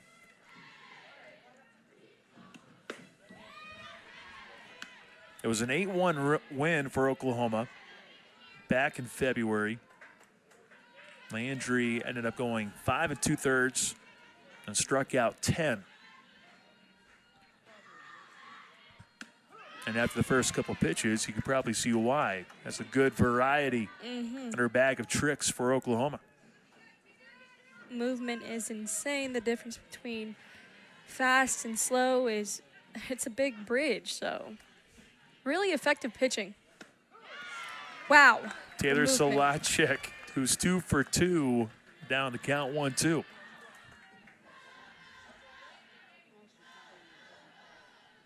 What's probably even more impressive about Sam Landry? She deals the 1-2 outside. 9 earned runs given up, right? 5 came in one game, and it was her first outing against San Diego State. So she has given up 4 the rest of the way. 2-2 from Landry. Inside. And bonus for Wichita State. As it gets by the catcher, runners advance, and 2 runners are in scoring position for Wichita State.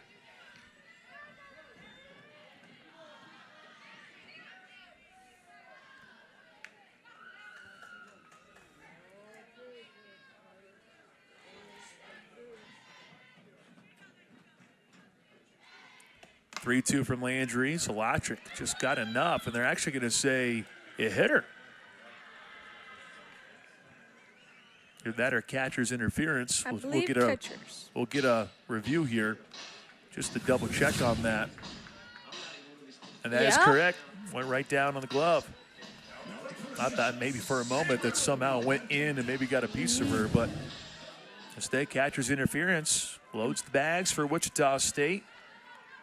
And a very dangerous hitter to the plate for Wichita State and Cameron Compton.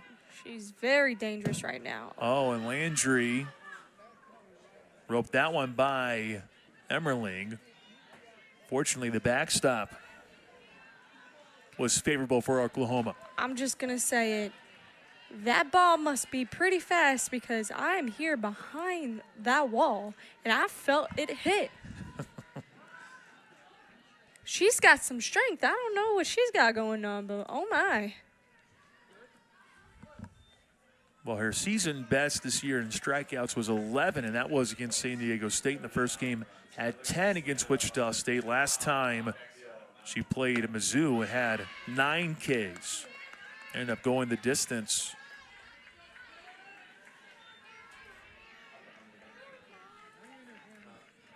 One ball, one strike, bottom of the fourth, bases loaded, nobody down, 5-run game. Yeah, this is a battle. Oh no. Oh, she takes it good. Compton ended up getting a piece. Cameron Compton with a 2-run blast back in the third.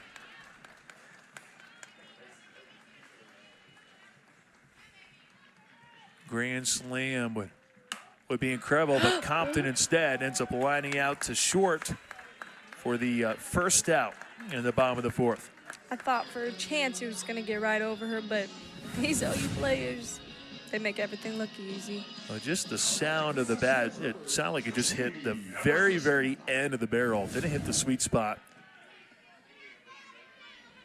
So now with the 1 down, Jody Epperson takes her turn in the batter's box, and she went after the first one. She's 2 for 2 tonight, doubled in the second, singled in the third, and she's scored twice.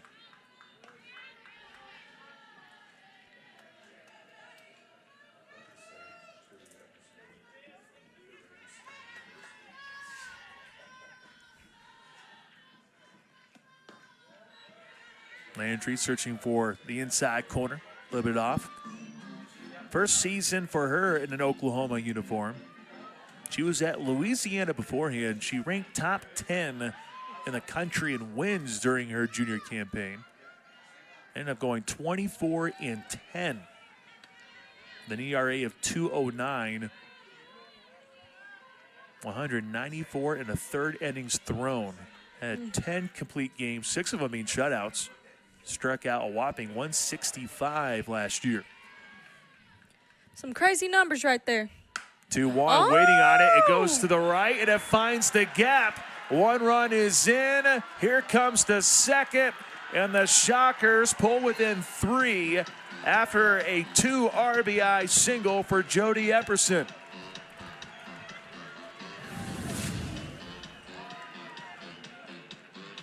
That is just good placement. Really nicely done. And those runners were ready to go.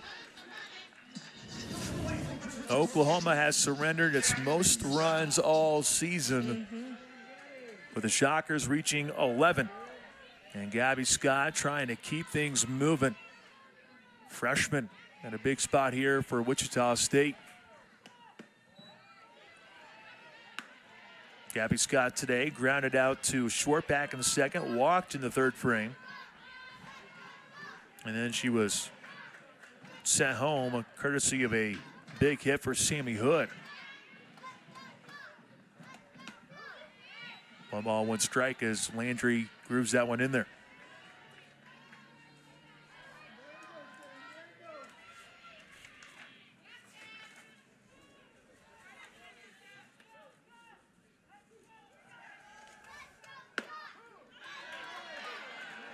Landry gets the call there. It's 1-2. In case you're wondering, the 11 runs for Wichita State, the series since 1998.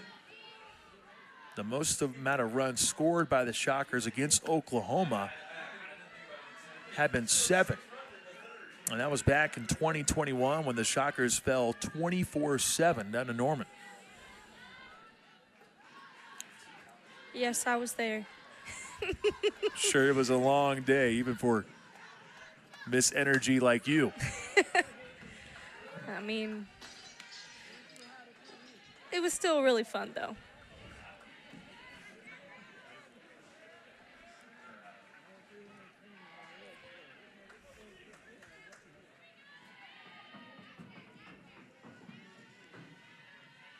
Two coming from Landry.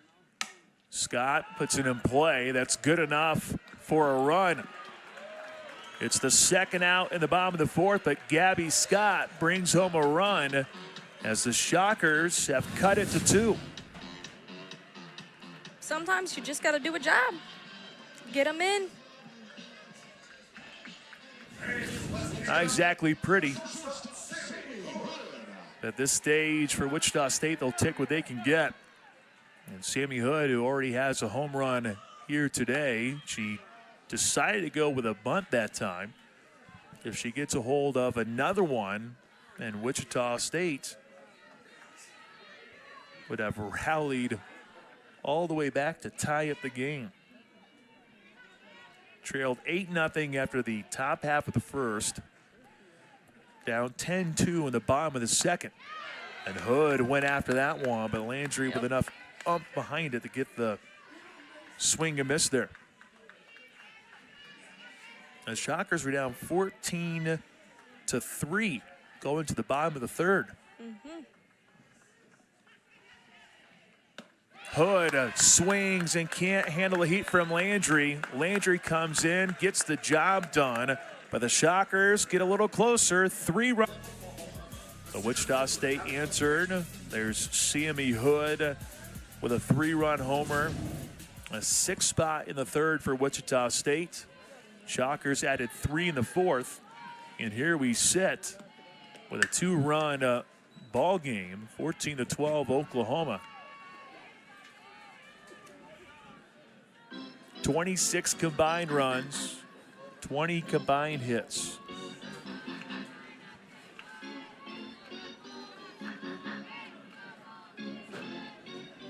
One, two, three hitters here for Oklahoma, starting with Abigail Dayton. She's the one that set the tone with a walk and ended up getting a 2-run triple. And even in the third, not really known for her power, but she almost went opposite field. Got all the way to the warning track, ultimately was caught by Eck.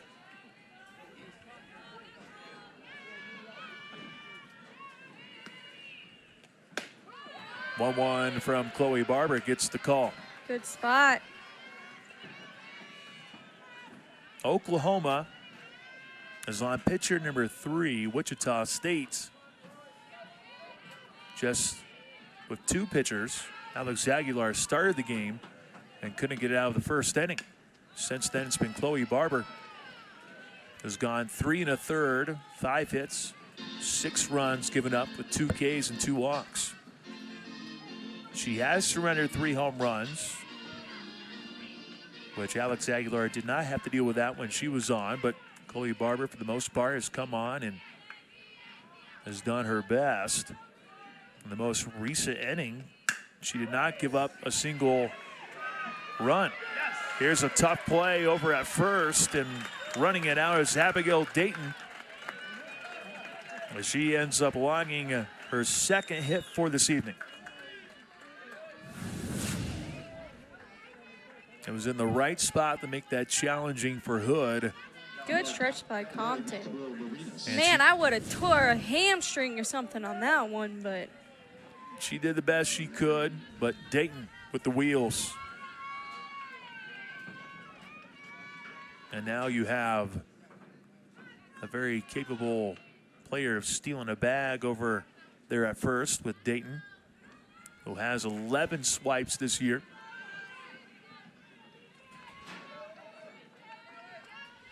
Nelly Macaron-Marinas goes after the first one and finds the gap.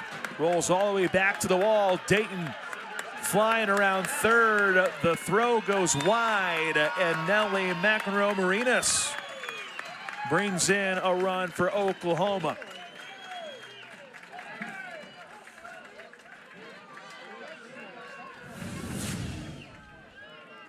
that ball's just smoked.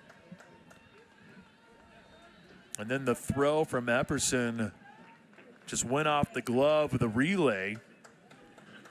Macaron-Marinas, I think, still would have been able to drive in that run just because of the wheels for Dayton.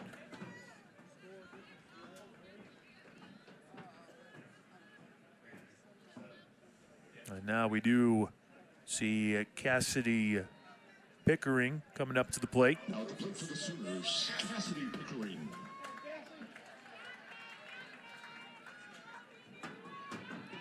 Her first 2 plate appearances, ending with walks, scored both times, and then in the third, had a 2-run homer.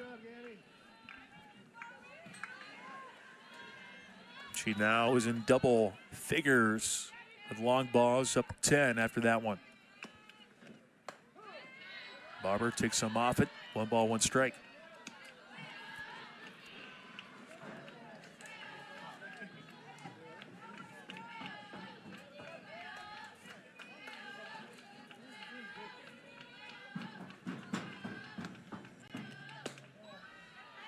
This one off the plate. Oklahoma with 15 runs. The most for the Sooners all season has been 17. And just based on how this game has gone, I wouldn't be surprised if we see some more runs get put on the board. Yeah, both offenses are just going crazy today.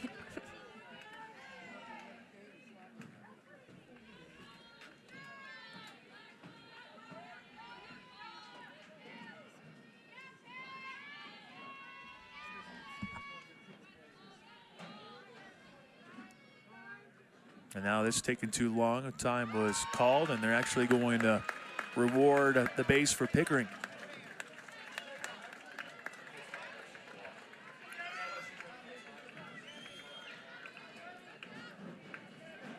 And now you have the cleanup hitter coming up, Gabby Garcia. She's responsible for 3 of the 15 runs. Ended up seeing a lengthy hit streak come to a close. 14 games to be exact. Her response here in the new week for Oklahoma has been an RBI single, 2-run home run. And then she popped up to the left, back of the third. She went after the 1-0, and Barber got her ahead of it. 1 ball, 1 strike. We're seeing some good mix from Chloe Barber, and I mean the balls are moving, but just like with Landry's balls, they're moving as well. So, you know, both are just spinning it, working the zone.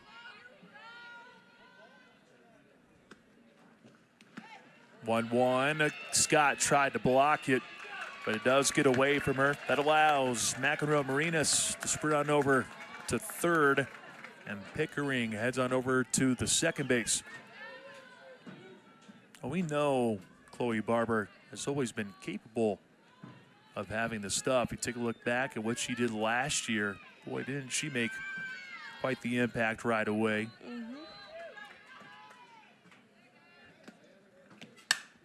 It goes right back to Barber. She blocked it, and then she throws it over Compton. So that means 2 runs are in, and Garcia ends up sprinting all the way over the third. Oklahoma has 17 runs now on the board to stretch at the 5. And now you just hope that Barber is okay. It went right back to her. She blocked it, and then she tried to scoop it and just clearly overshot Cameron Compton.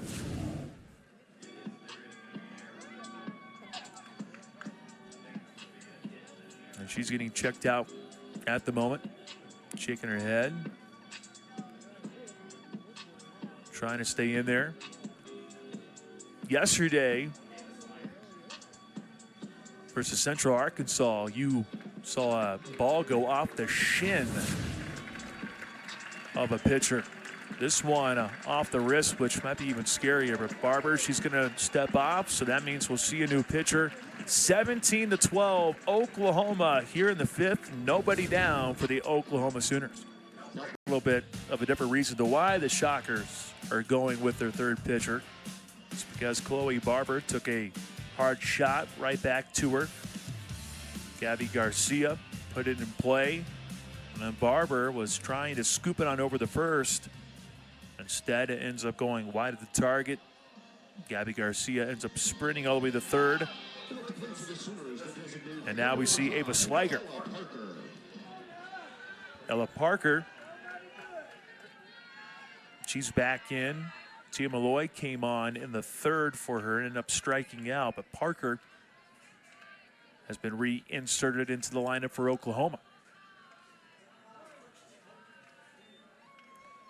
Well, Sliger, she was in a very similar position yesterday for Wichita State. It was Riley Neihart who was in the circle for Wichita State. Maddie Young ended up hammering one right off her shin. Neihart then had to be replaced by Ava Sliger, and boy, did the freshman deal in relief. She ended up going 4 1/3, surrendered just 2 hits, had 2 Ks and 1 walk. 17-12 Oklahoma.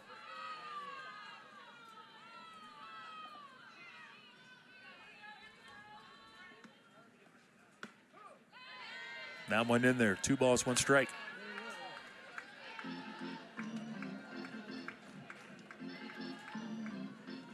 Before the appearance yesterday, Sliger against UTSA went 2 1/3.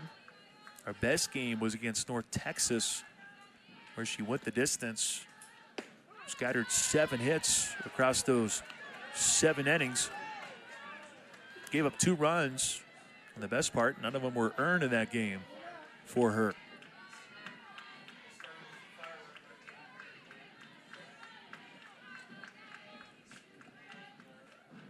Two. Ends up being belted right up the middle, and Oklahoma makes it 18 runs after the RBI single for Ella Parker.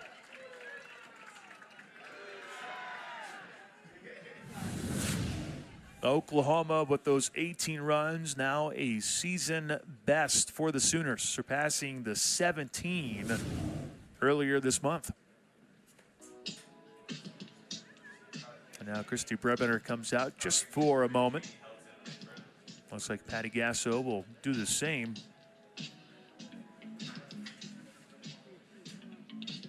Barker still out there. Instead, a pinch runner for Oklahoma. Cheney Helton, freshman, getting in as we see more and more players be worked on here. What a game, 18-12. A slugfest here in Wichita.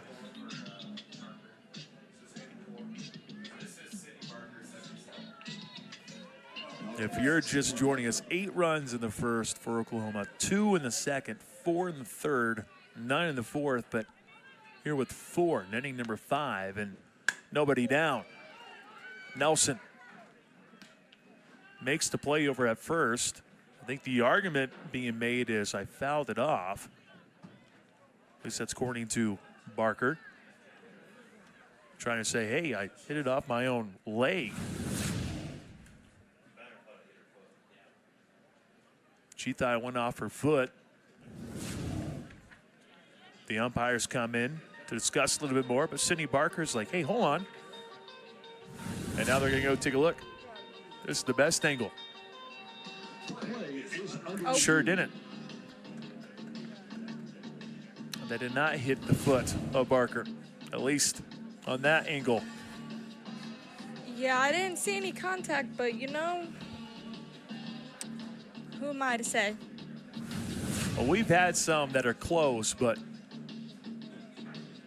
this one sure looks like it didn't hit her. And if it did, it would have just been really just a little, like maybe a grazing there. But there you go, take a look. Maybe allowing fans to catch their breath a little bit as they see 30 combined runs on the board. And coming up after this, some fireworks for the fans that made the trek out this way. But who knows what we're going to see? We still have a couple more innings left. Yes, we do. Unless Oklahoma, of course, is able to get a couple more and then hold Wichita State scoreless in the bottom of the 5th. But that's unlikely to happen just based on what we've seen at this point, because the Shockers scored 2 in the first, 1 in the second, 6 in the third, and then 3 in the fourth. Chelsea Clark, Jonathan Dewhurst are the ones taking a look at it. And it ends up being confirmed. It is confirmed The batter is out.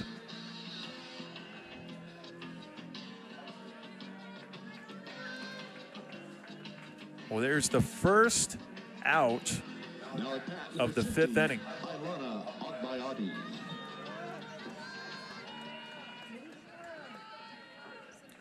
Agbayani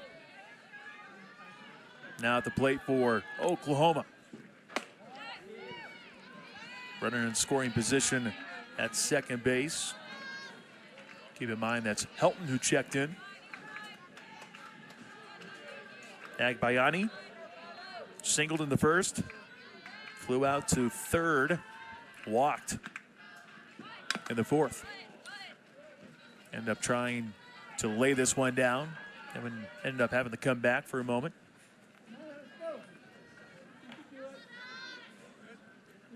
I know we don't have a camera in the booth, but I just love the fact that when you start talking about some of the family histories, your reaction over here is just quite gold. I don't Because when understand how they talking can all about be athletes. when talking about the family, for Agbayani, pretty impressive. Now she goes to the left, but ends up slicing into the glove of Eck. Good play by the left fielder. 2 down.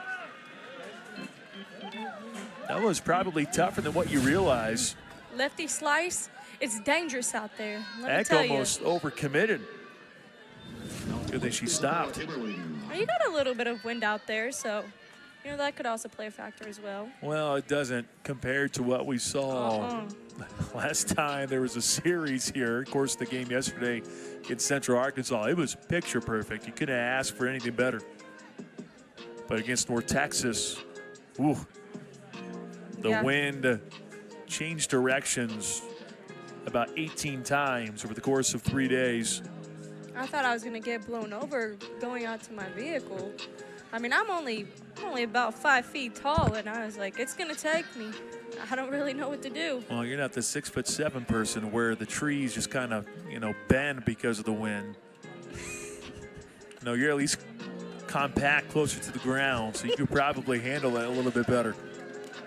But no wind necessary here today for the home runs that we have seen. 4 for Wichita State, and for Oklahoma, the Sooners have been able to pound 3 over the wall as well. So 7 home runs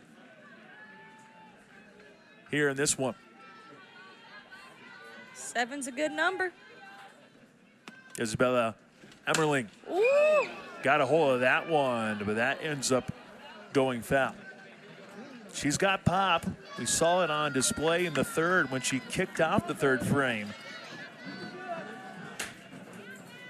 Ended up smashing one that was a no-doubter back then. Sitting with 9 home runs on the season. We've already seen one Sooner get into the double figures today. Has a good shot of doing that. 2-1 count. And if she's able to get a hold of one, that would make it 20 runs for Oklahoma. I don't know if it's just me, but it looks like they're gonna intentionally walk her. Well, Slager went well outside, so you might be on to something. And you would be correct. Of course, I would never doubt you. You would be correct. Don't give me too much credit. Maya Bland, she's had a good day today for Oklahoma. And that's probably why Wichita State chose to go ahead and walk Emmerling, because you have Bland, who came into today's game with a batting average of 118. But don't sleep on her. Her first plate appearance was a 2 RBI single. And then she added to the hit total in the third frame. You can hear Oklahoma fans not enjoying that call. It's an 0-2 count in favor of Slager.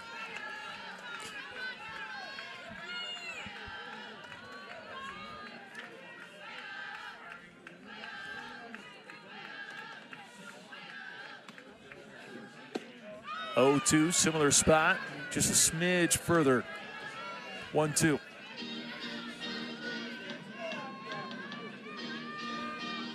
In case you're wondering what the all-time record is for Oklahoma for runs, they still have a little ways to go. 35 is the record for Oklahoma. Oh! And they have a shot to make it 19, although they halt the runner at third. Bland, though, make it a 3-hit day for the number 9 hitter. 3 for 3.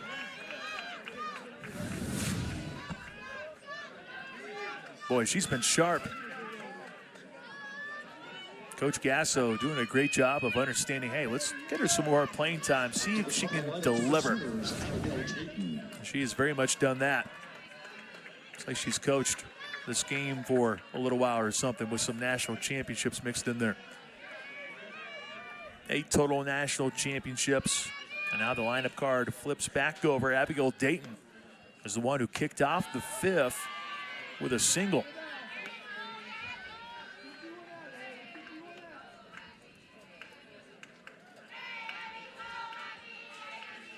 Bases are loaded for Oklahoma.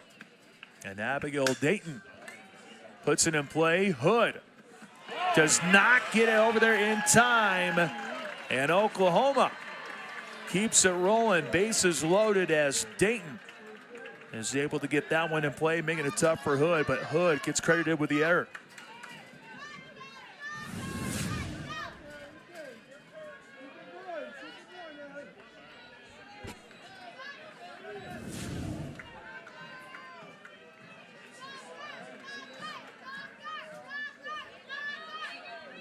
Nelly Macaron-Marinas. Extremely dangerous hitter here for Oklahoma. Home run in 5 of the last 7. Instead, this one goes to Hood, and that one ends up getting over to the first baseman in time. Oklahoma, though, with 5 runs in the 5th. Oklahoma and Wichita State from a sellout crowd at Wilkins Stadium. Wichita State started the season overall 5-0 for the first time since '94, but they open up conference play, a little bit different story. 0-4 for the first time since 2012. But the Shockers may have found something in the last 7, winning 5 of the last 7. And I still believe, win or loss here today, I know you have 19 runs on the board, and probably most people would say, shouldn't be happy with a 19-run performance for the opponent. But I don't know, for this Wichita State team that has been looking for some different answers, especially at the plate, you're going to look back at this one for your coach, Brett Benner, and go, okay, we can play with that. We can work with that a little bit more, especially going into an important series this weekend against South Florida. Krista Nelson, the number 9 hitter, to open up the bottom of inning number 5. And an RBI single in the 2nd. Shockers have been able to get a run on the board each frame. But things might be a little bit different with Sam Landry being in the circle. She's had some time to rest up a little bit, or maybe go to the bullpen area and get loosened up a little bit more. Landry is working that inside corner with Nelson and been close to hitting her a couple of times, but I mean, that ball is just moving. There's a lot of zip behind it. I'm telling you, when it hit the backstop, I felt it.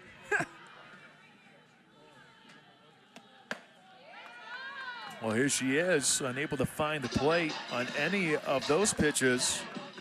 So Kristen Nelson takes her spot over at first, following the walk.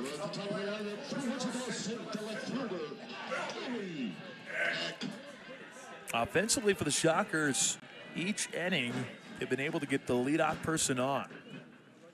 To open up the bottom of the first, Eliek went yard. In the 2nd, it was a double for Jody Epperson. 3rd frame, Lauren Lucas drew a walk. In the 4th, Lauren Lucas also had a walk. And then in the 5th, a yard with a walk for Wichita State with Kristen Nelson. 0-2, though, being the count against Eliek, formerly of Stanford. Turning back home, native of Vandale. Solid town that has produced some pretty darn good athletes. X stares at the 0-2 being downstairs.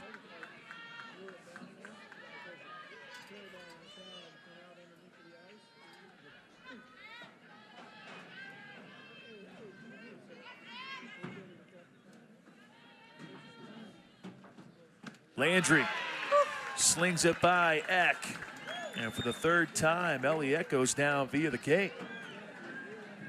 That was such a nasty pitch. You just see the drop on that.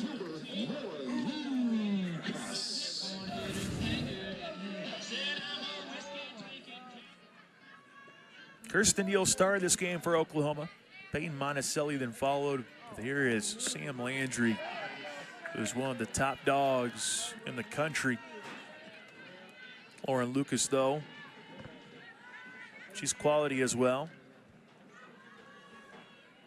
Trying to extend this hit streak to 13 here today, though, with a couple of walks. She's scored both times she's reached.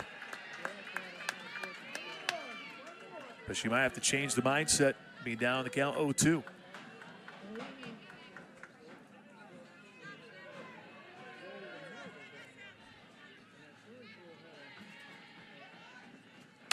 Oh. Going opposite And field, she did Lucas finds a way to bloop it in.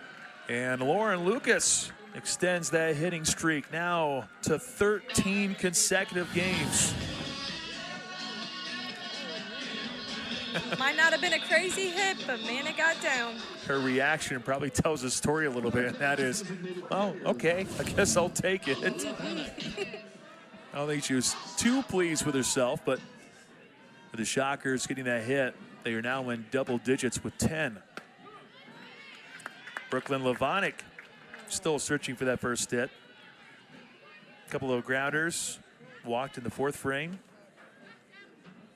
Her and Lauren Lucas in the fifth frame yesterday against Central Arkansas. Lucas was 0 for 2, then had an RBI double to make it 12 consecutive games with a hit.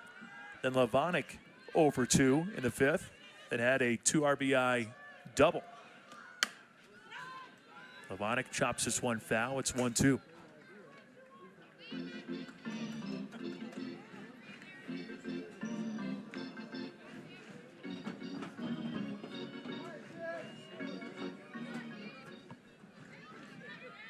Brooklyn Levonic, true freshman for Wichita State.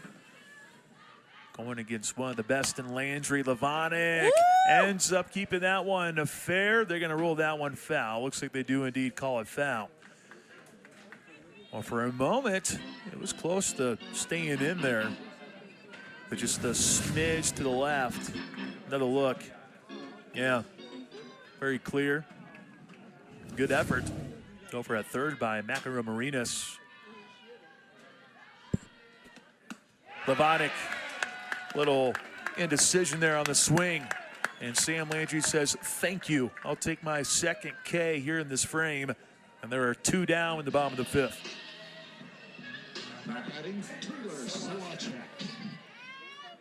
Levonic was trying to decide what pitch do I sit on, and that time ended up costing her. But here is Solacek. That is a moonshot right off the top of the scoreboard. Taylor Solacek with her second home run for the night. Here I am again. Shocker speechless. Here we go. I mean, it hit the top of the board.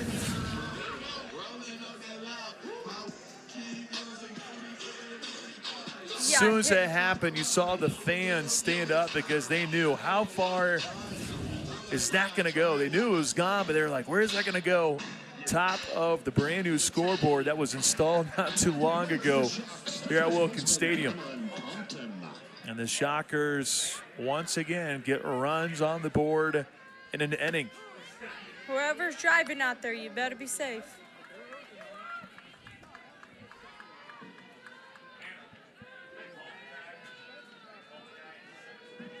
Five home runs for Wichita State, 2 for Solacek.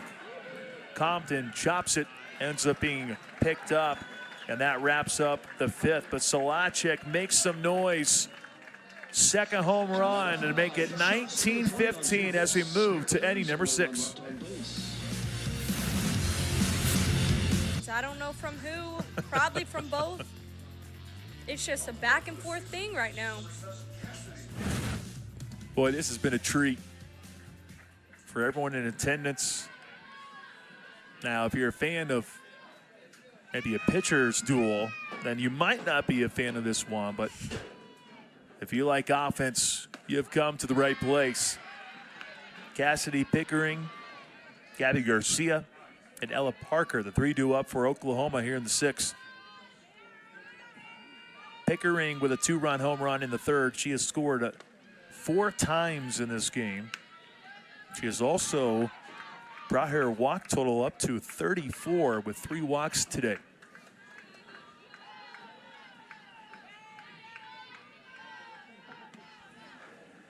And while it has been about the long ball here today, you also have to take a look at a lot of those walks that have been able to be drawn by both teams. That was really the standard for Oklahoma that we knew about coming in, leading the nation in walks with 169. But for Wichita State, they've done a solid job at that as well. And Pickering with a chance to make a walk number 4 today.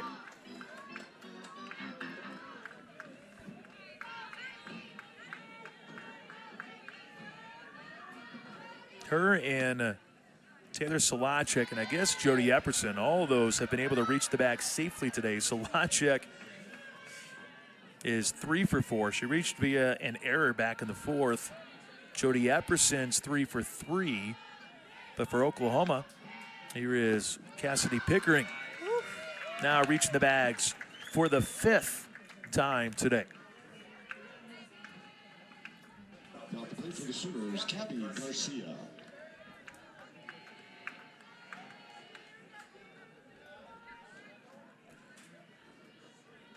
Gabby Garcia.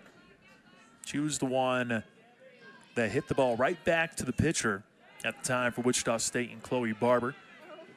She had to be taken off. Hard hit ball. Chance for one at second. There's one there, but no chance at one over at first. But you'll take that one over at second base as Garcia reaches on a fielder's choice. It's always ideal to get the lead runner, so works out pretty well. Now here I was assuming Ella Parker would be the one coming up for Oklahoma. How dare I assume that, because we see Corey Hicks, a freshman from San Jose, California. Now top for the Sooners, number 99, Corey Hicks. One of 9 freshmen for this Oklahoma team.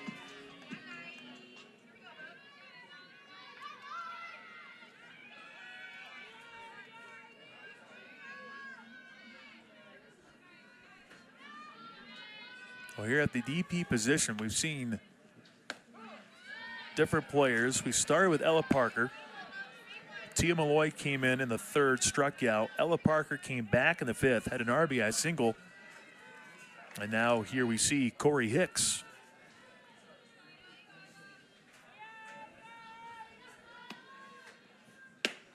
Hicks swings through that one, 0-2.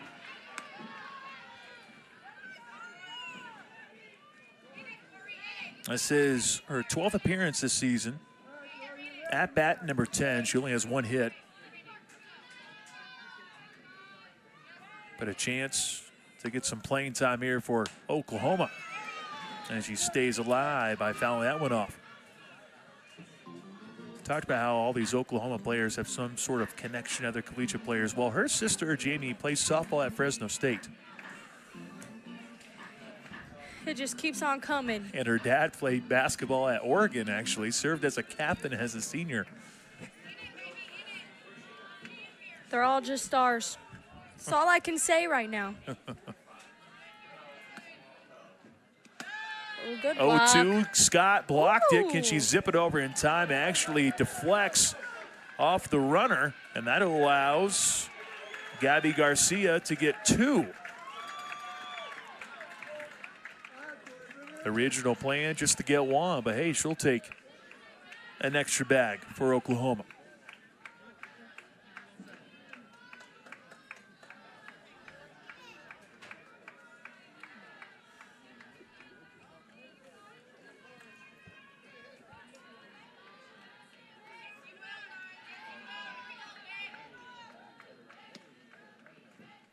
Two from Sliger, and she gets Hicks to go down, swinging. 2 down in the top of the 6th.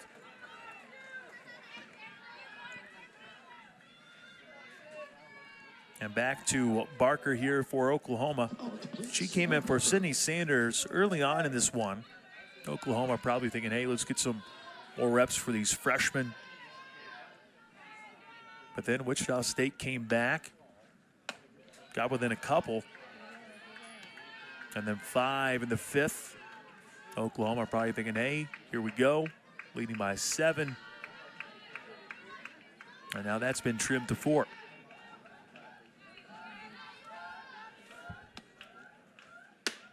Good pitch. Good eye for Barker, though. This is the only spot in the lineup that has failed to be able to get on the bags for Oklahoma today. A combined 0 for 4 for the number 6 spot. Although that could change as Slager deals and misses once again.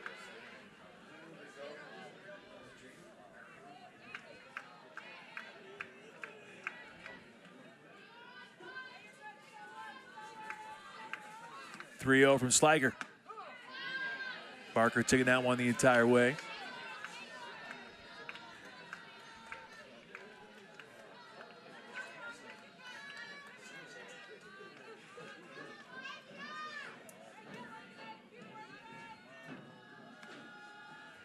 .3-1. Barker gets a piece. Here's Slager battling back.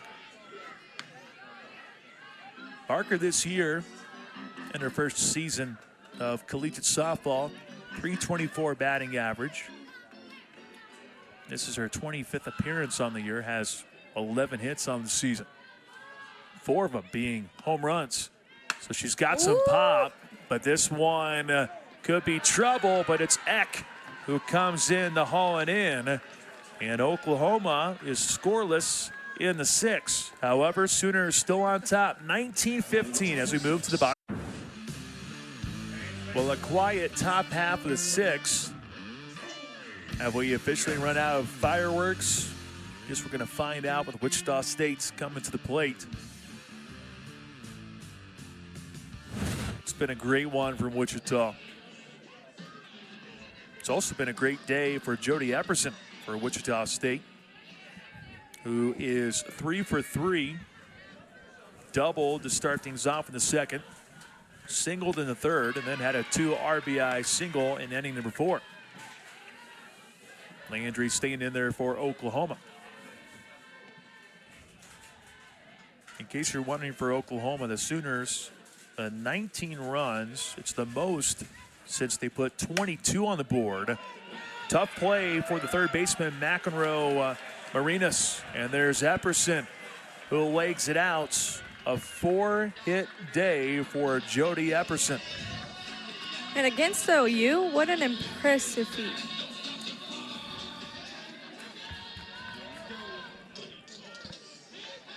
This could be a good turning point for Jody Epperson. She has been seeing the ball well against UTSA.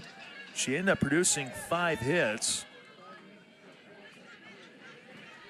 Her career high for hits was 2.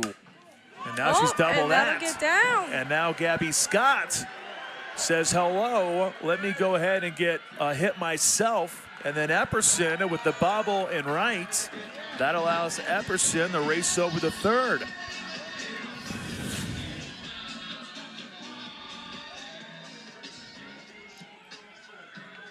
Gabby Scott with her first hit for the day.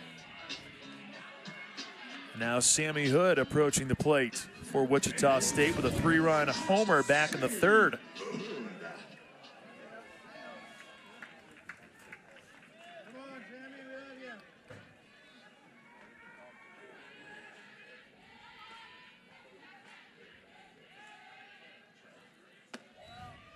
Sammy Hood 1 for 3.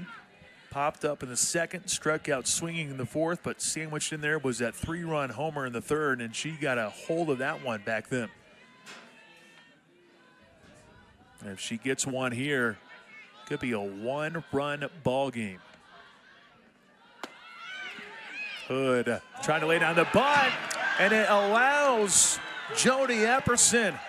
She was in the middle of 2 players for Oklahoma. Thought that would have been a mistake. But instead, Wichita State gets the run off the error.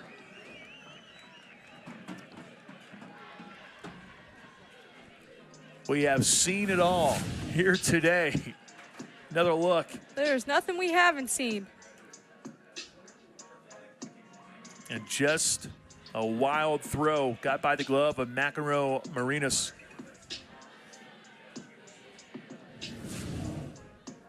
And we're back to a 3-run ball game.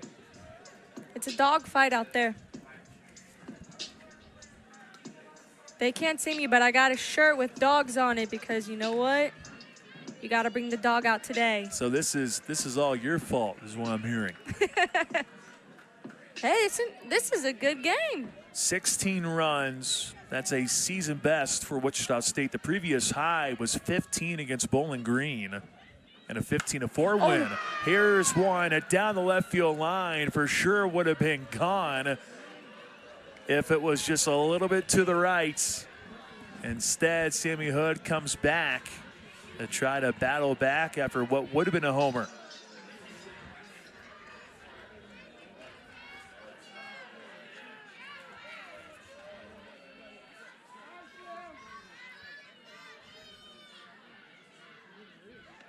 The 1-2 from Landry ends up dipping downstairs, and Sammy Hood continues to fight.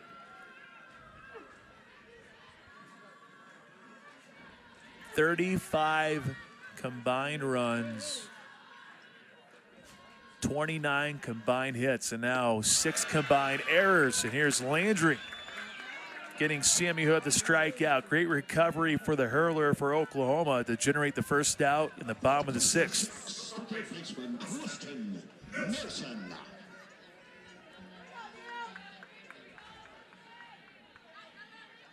Kristen Nelson, the number 9 hitter for Wichita State.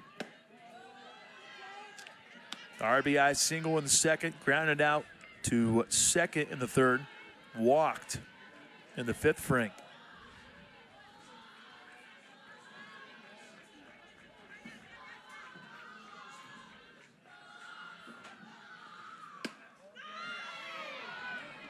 Oklahoma fans a little bit disgruntled after that one.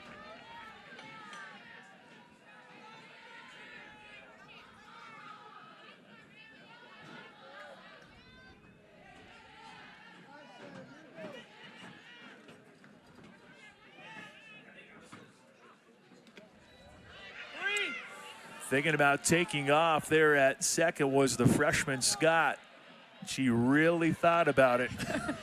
But she is able to retreat in time for Wichita State. Not good to hesitate against a defense like Oklahoma. So, you know, you got to be careful with that stuff. And now Oklahoma probably just wants to calm the waters for a little bit. I want to say rattled because it's still a 3-run lead for Oklahoma, but this Wichita State team has just shown an incredible amount of fight. 16 runs for Wichita State, the most since the Shockers put 17 on the board against Tulsa back in 2023. Of course, if the Shockers were to score a few more, well, last time the Shockers reached 20 would have been against Memphis on April 6th in the same season. We talked about how there was one game against Oklahoma, which you guys lost 24-7. I bet you different vibe when it was 20-0 in your favor a couple years back in 2023. Yes, very different.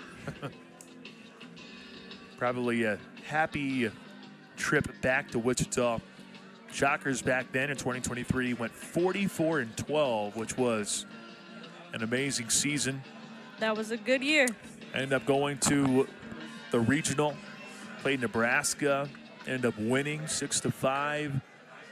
And then played Oklahoma State down in Stillwater, lost 6-0, and then a heartbreaker, 9-8 and 9. 4-pitch walk as Nelson draws it, although maybe Landry was instructed to maybe not try to battle back and just to turn to the new hitter. And Eliak, as good of a day it was to at least to start with a solo home run, and she has struck out 3 times since. And Landry starts her off with a strike. But if Eck can go yard once again, we'll be knotted up at 19, which I did not expect to see going into this one here today. Both offenses have brought it. And Landry really bringing it now, getting the outside corner.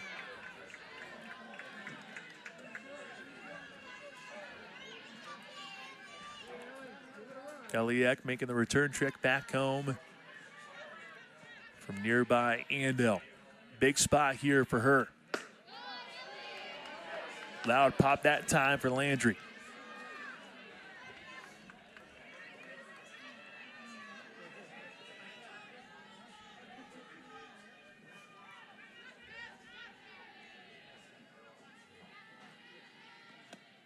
The 1-2, Eck with a check swing, did not go around.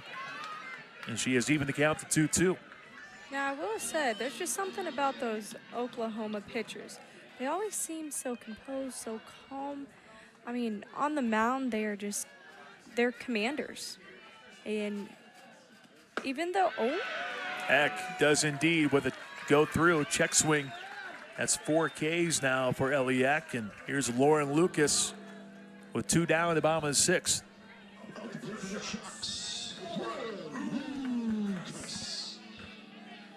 I know that's when I was saying calm the waters. I don't think you have to worry about that probably with this Oklahoma team. Although it's a little bit different. Lucas put it in play. Tough play by Garcia. She's able to get over the third for the force out in Oklahoma. Avoids any more damage. 3-run game as we move to the 7th. Needs to be safe there. definitely can see the frustration from Coach Bredbender. Obviously, with a game like this, you know, probably should be sliding in that situation. Well, those are the freshman moments that you're going to take. You're going to ride and die with the freshmen. Just unfortunate in that situation for Wichita State not to do that. But hey, Garcia might have been able to still get the out anyways, just how good of a player that she is. Oklahoma kicking out the 7th with a bunt. Tough play, and they're going to say Agbayani is safe.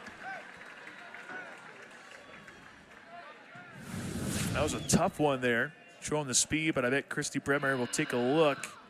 And it sure looked like there was some separation.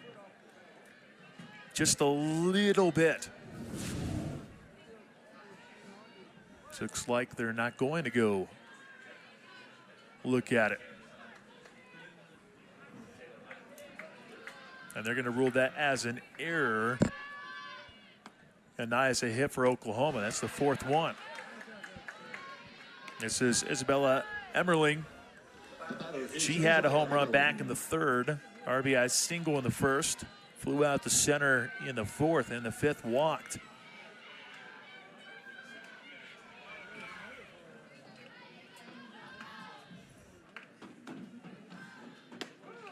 Slager hanging in there. Coming into the game, replacing Chloe Barber, who took a shot off her wrist. Hopefully she's okay for Wichita State. Shocker fans might remember what happened yesterday with Riley Neihart, as she took a shot right off the shin.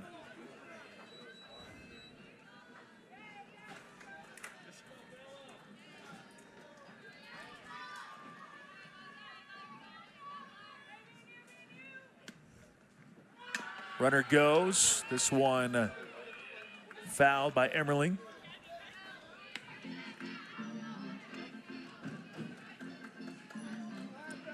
It's been an amazing game here in Wichita, 19-16.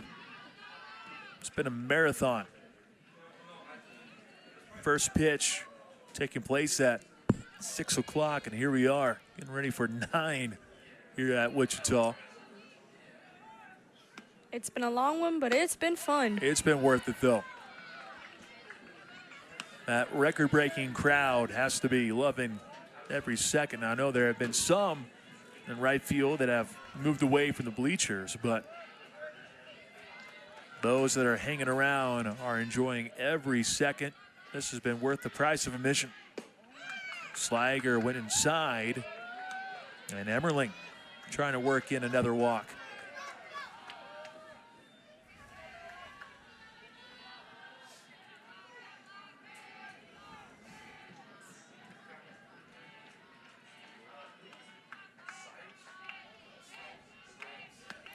Three-two.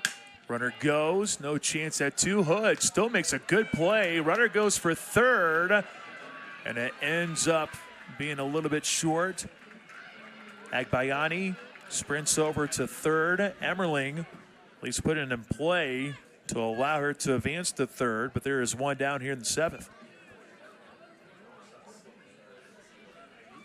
That was a tough play by Sammy Hood to be able to catch it that low and to be able to deal it over the first. And give credit to Compton for trying to return the favor by whipping it over the third, just unable to get it there in time. That's why Sammy's nickname is Sammy Smooth. Because, I mean, she's a great defensive player. Conference Defensive Player of the Year not too long ago. Maya Bland. What a day for her. Number 9 hitter, 3 for 4, 2 RBI back in the first, singled in the third, singled in the 5th. She's been dialed in, trying to make the most out of this opportunity.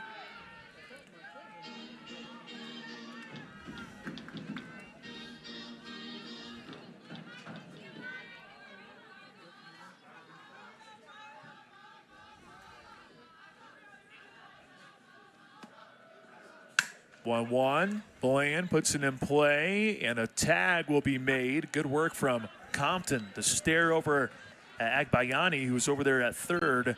She decided not to go home, so a wise tag applied, and there are 2 down in the 7th. Well, if you are Oklahoma, an extra run here, an insurance run would do wonders if you are the Sooners. Yes. Wichita State has been able to produce offensively really well today, so, you know, you might need to get a couple cushion runs. With the way that this game has been going, no doubt. Oh, you could do it. And Wichita State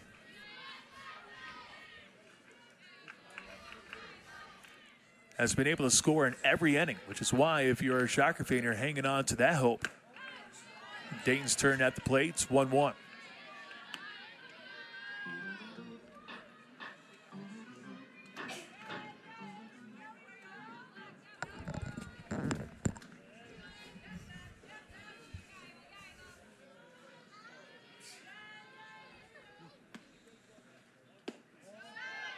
Slager took some off that one. 2 balls, 1 strike. Both teams, their pitching staff today has been able to use their fast and their changeups, or, you know, their slower moving pitches to their advantage. I mean, going from fast to slow is really hard, and it throws people off, and a lot of both teams' strikeouts have been off of that, you know, that slow pitch. Really been putting individuals in what you would call a rocking chair, because these hitters have been trying to keep up with it all. And the offense would definitely tell you, hey, they've been doing just fine. But even then, you've still seen flashes here from both pitching staffs. Now, rarely do you comment on, you know, pitching when it's 1916, but there have been some big moments here and there for sure. 3-2 to Dayton. She swings and misses. Slager gets her to go down. And it stays as a 3-run game as we move to the bottom of the 7th. 1916 Oklahoma. Go, bottom of the 7th. Oklahoma, Wichita State, 1916. Oklahoma with its most amount of runs since 22 against Stephen F. Austin back in 2023. Wichita State scored 16 against Tulsa a few years back. Brooklyn Levonick, Taylor Solachik, and Cameron Compton all coming up. So it's the heart of the lineup for Wichita State going up against Sam Landry. The 16 runs scored by Wichita State, the most Oklahoma has surrendered since the College World Series back in 2019 when they gave up 16 to UCLA. Tough play for Garcia, but boy, doesn't she make it look routine. Garcia rifles it over in time. Brooklyn Levonick goes down. Second place for number 10-9, Taylor Salacek. Well, this has been the player for Wichita State. 5 runs driven in by Taylor Salacek. Homered in the first, RBI single in the third, 3-run shot in the fifth off the top of the scoreboard. Can only imagine Landry wants to be careful. Salacek was trying to time that one. Instead, it drops in there.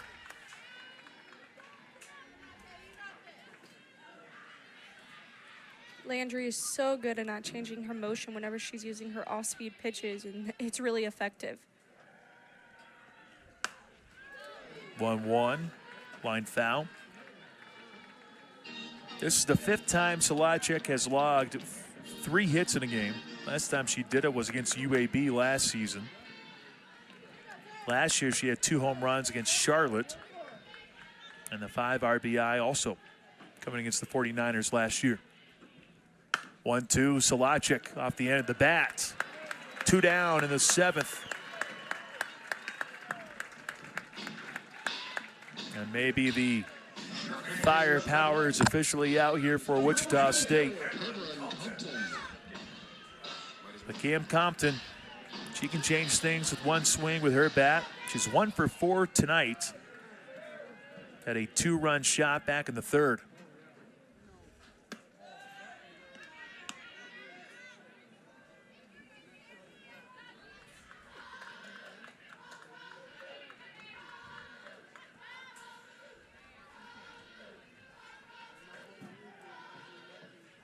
From Landry.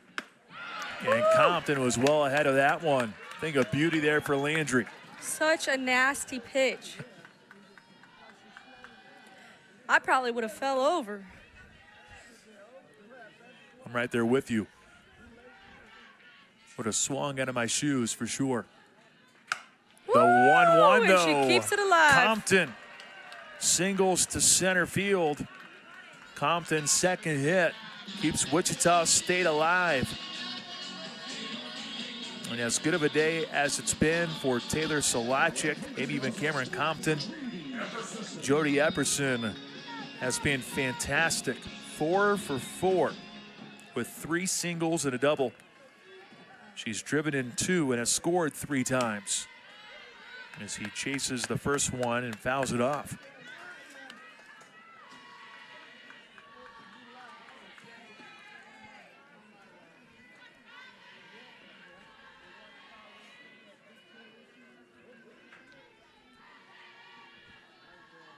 Landry's 0-1 delivery.